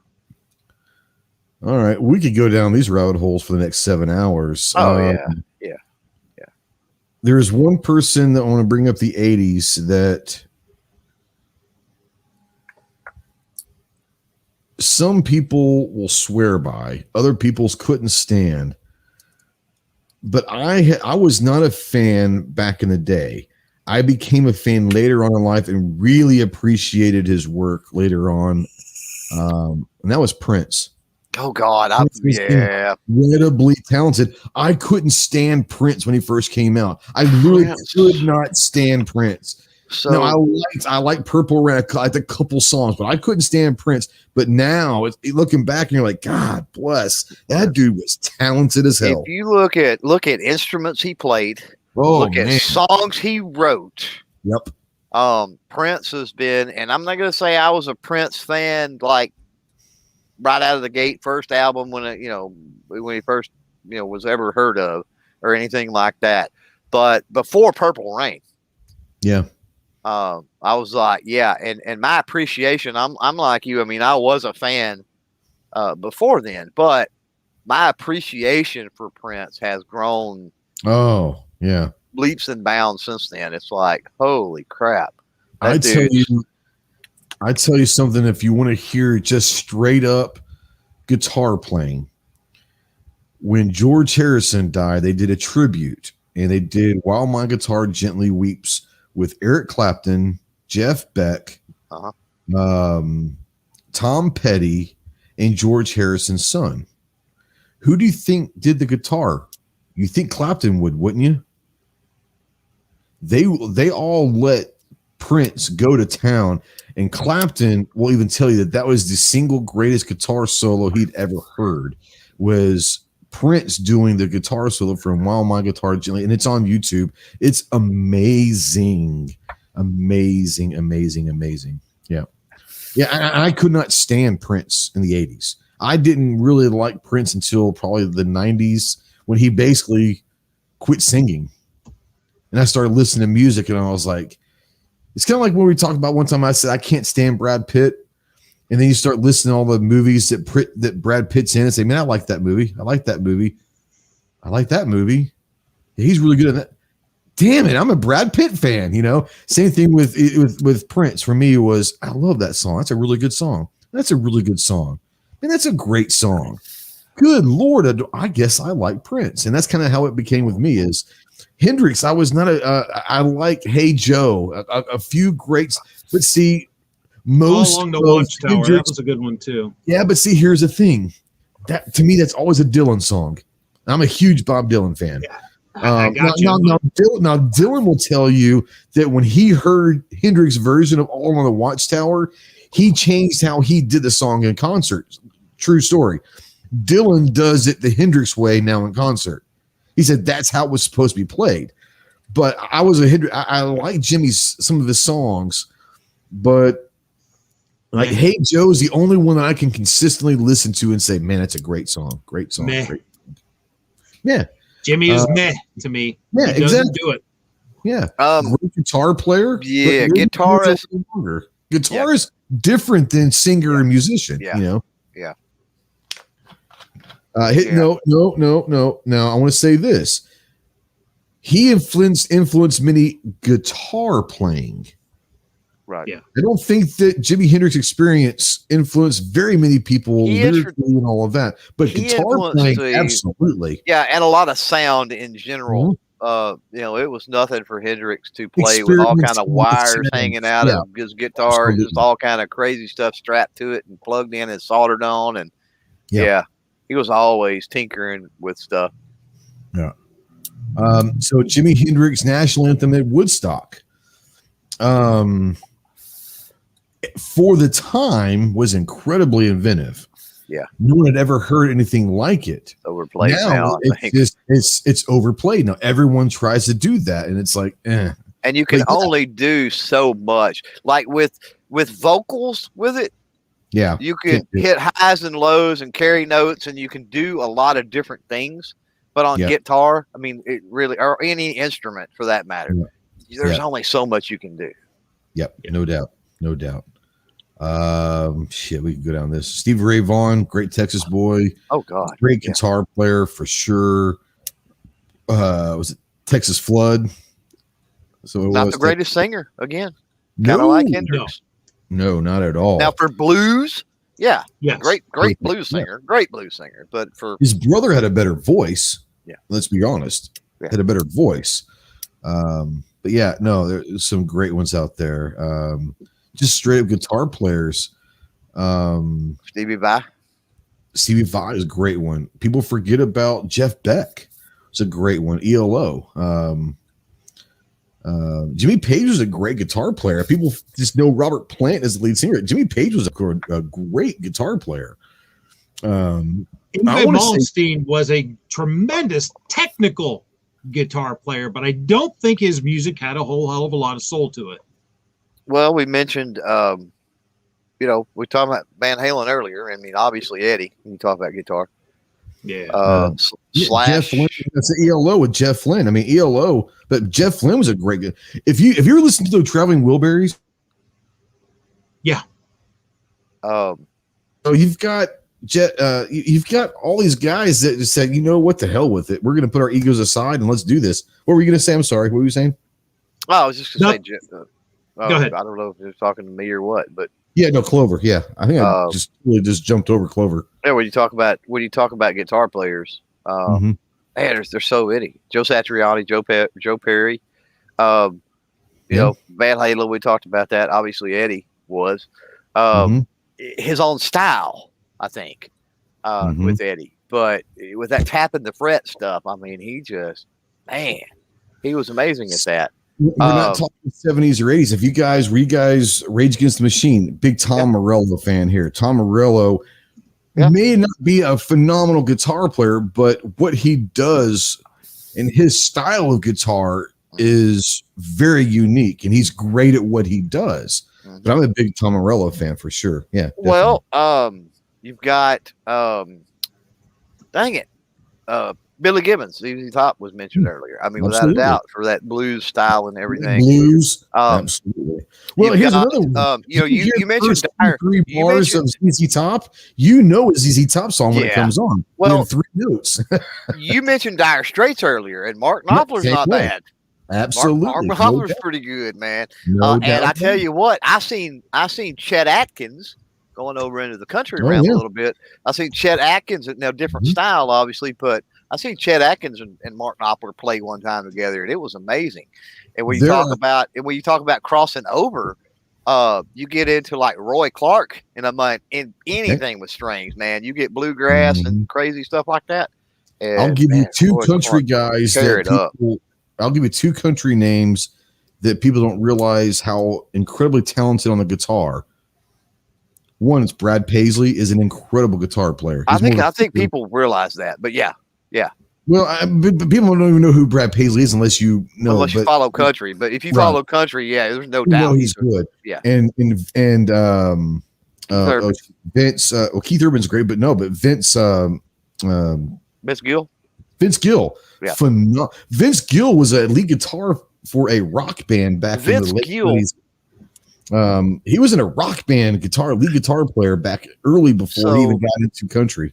Yeah, Vince Gill's playing reminds me of Glenn Campbell and like Roy Clark before him, because Vince Gill literally can play anything. Yeah. We could go into the banjos or whatever. Say, if you want to talk bluegrass, talk Doc Watson. Doc Watson's a good one. Merle Haggard, not the one bluegrass, but it was Merle Haggard. Merle Haggard was an underrated guitar player. Oh yeah, for sure. But you're talking bluegrass. I'll tell you, musicians. Just say musicians because it doesn't really matter. But I mean, Charlie Daniels, obviously with the fiddle. Alison Krauss.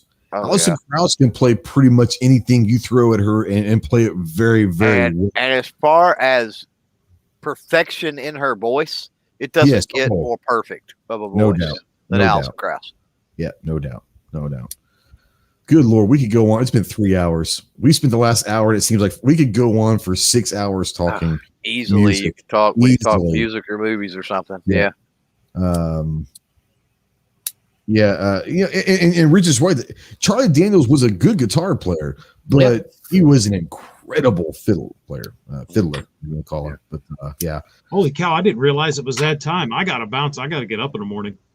To plug your shit. This sounds so bad. Plug your channel. Plug whatever you want to. I was going to say, dude, that first part that ain't happening. No, not even on OnlyFans. Plug what you're doing real quick over at MK Outdoor Journal.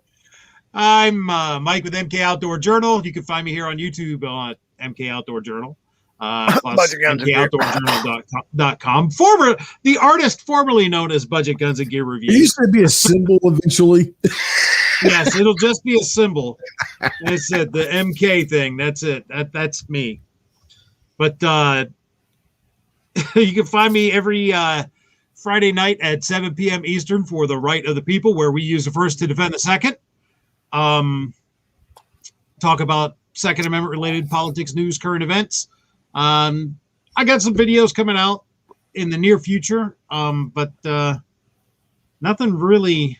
I mean, I've been spending my time this past week or so setting things up to start making holsters and whatnot, because got to do something to pay the bills, and so that's what I've been doing.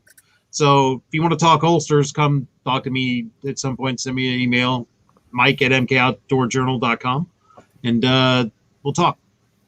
Thanks for the invite, Ghost. You got it, buddy. Joe Bomas, this has been great. Let's do it again. It has been great.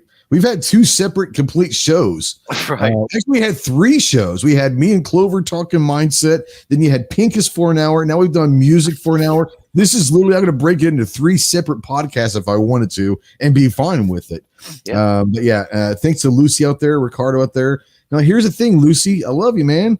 But you're sending $10. At least say something. He don't ever hardly say anything. He never does. But this is your chance to. Unless it's really bad, I'll read what you put on there because you've earned the right to do that. So if you ever want me to read something hilarious, a super chat will get it done. No. Thanks a lot for Lucy out there. Yeah, he's in the house. Pat says, good show tonight. Music and self-defense. I like it. That is exactly. You really can't go wrong with music and self-defense.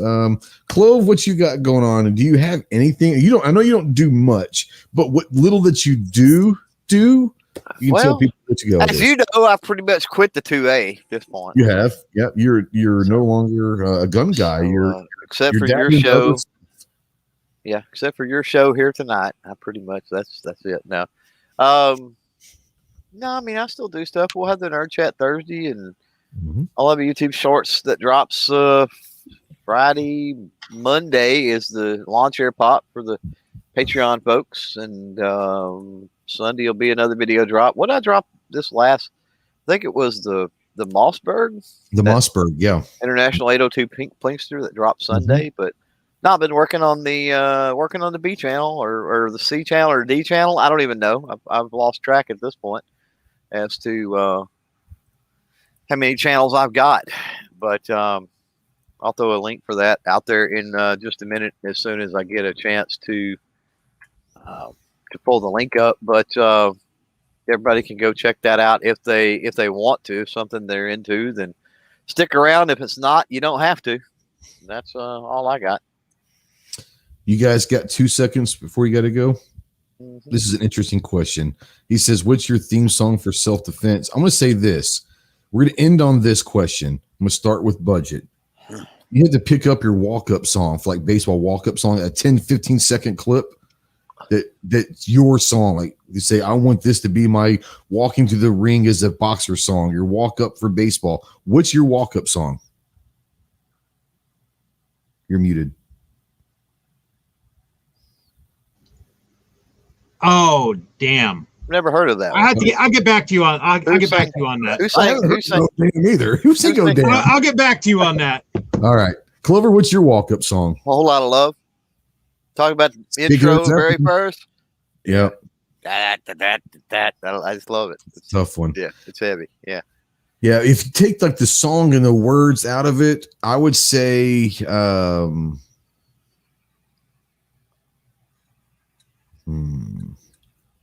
Now, if you're talking the entire song, if you're talking about the first maybe 10, 15 seconds of the music, I would say "Bulls on Parade" by. I would say "Bulls on Parade." Yeah, "Bulls on Parade." I would say for sure that the first 10 or 15 seconds of that is phenomenal. All right, Mike, you're on the spotlight. Walk-up song. "Broken, Beaten, Scarred" by Metallica. Ooh, I couldn't think of the damn song's name. I had to look it up. "Broken, Beaten, Scarred." That's a good one. So I'm thinking. I'm thinking "Sabotage." Ooh, that's a good one. Would it be another good track for that? By Beasties? Yeah, just the beginning music. Oh yeah, that's a really good one. Yeah. You want something hard and heavy is what I'm thinking for that. But if you're talking about lyrically, that's why I'm thinking like "Bulls on Parade," just the guitar beginning of it. Yeah. So good Lord, almost anything from Rage though, right? Just about anything from Rage. I would say you can probably find a good 10 seconds of anything Guns N' Roses also if you really put probably. Anything Slash. Lyrically, if you're talking about like a self-defense song, lyrically, right? Go look up Hank Williams Jr. "I Got Rights." There you go. Now it's dark. It's not a patriotic song. Don't go down that road thinking it's something like that when you listen to it. But as far as from a self-defense perspective, yeah, I like it. Pat says, "Let the bodies hit the floor." That's a good one. And that's hard and heavy too. Let the bodies hit the floor. You know what? I gave up with that on my ringtone because at like 3:00 in the morning when you're in the middle of the woods or something hog hunting, and all of a sudden your phone goes off and it's "Let the bodies hit the floor." That whisper crap, it will scare the crap out of you. I guarantee it. Yeah. That is a "Walk" by Pantera. That's a pretty good one. Yeah, that's a pretty good one. All right, we're gonna get out of here because we're getting ready to go down another rabbit hole. But I want to say thanks again for watching live. Mike, Clove, thanks for coming on. We will we'll see you next Tuesday. Next Tuesday, we've got Drew with Mean Arms coming on live to talk about some really cool stuff. So we will see you next week with Drew from Mean Arms. So until next time, we'll see you soon. Semper Fidelis.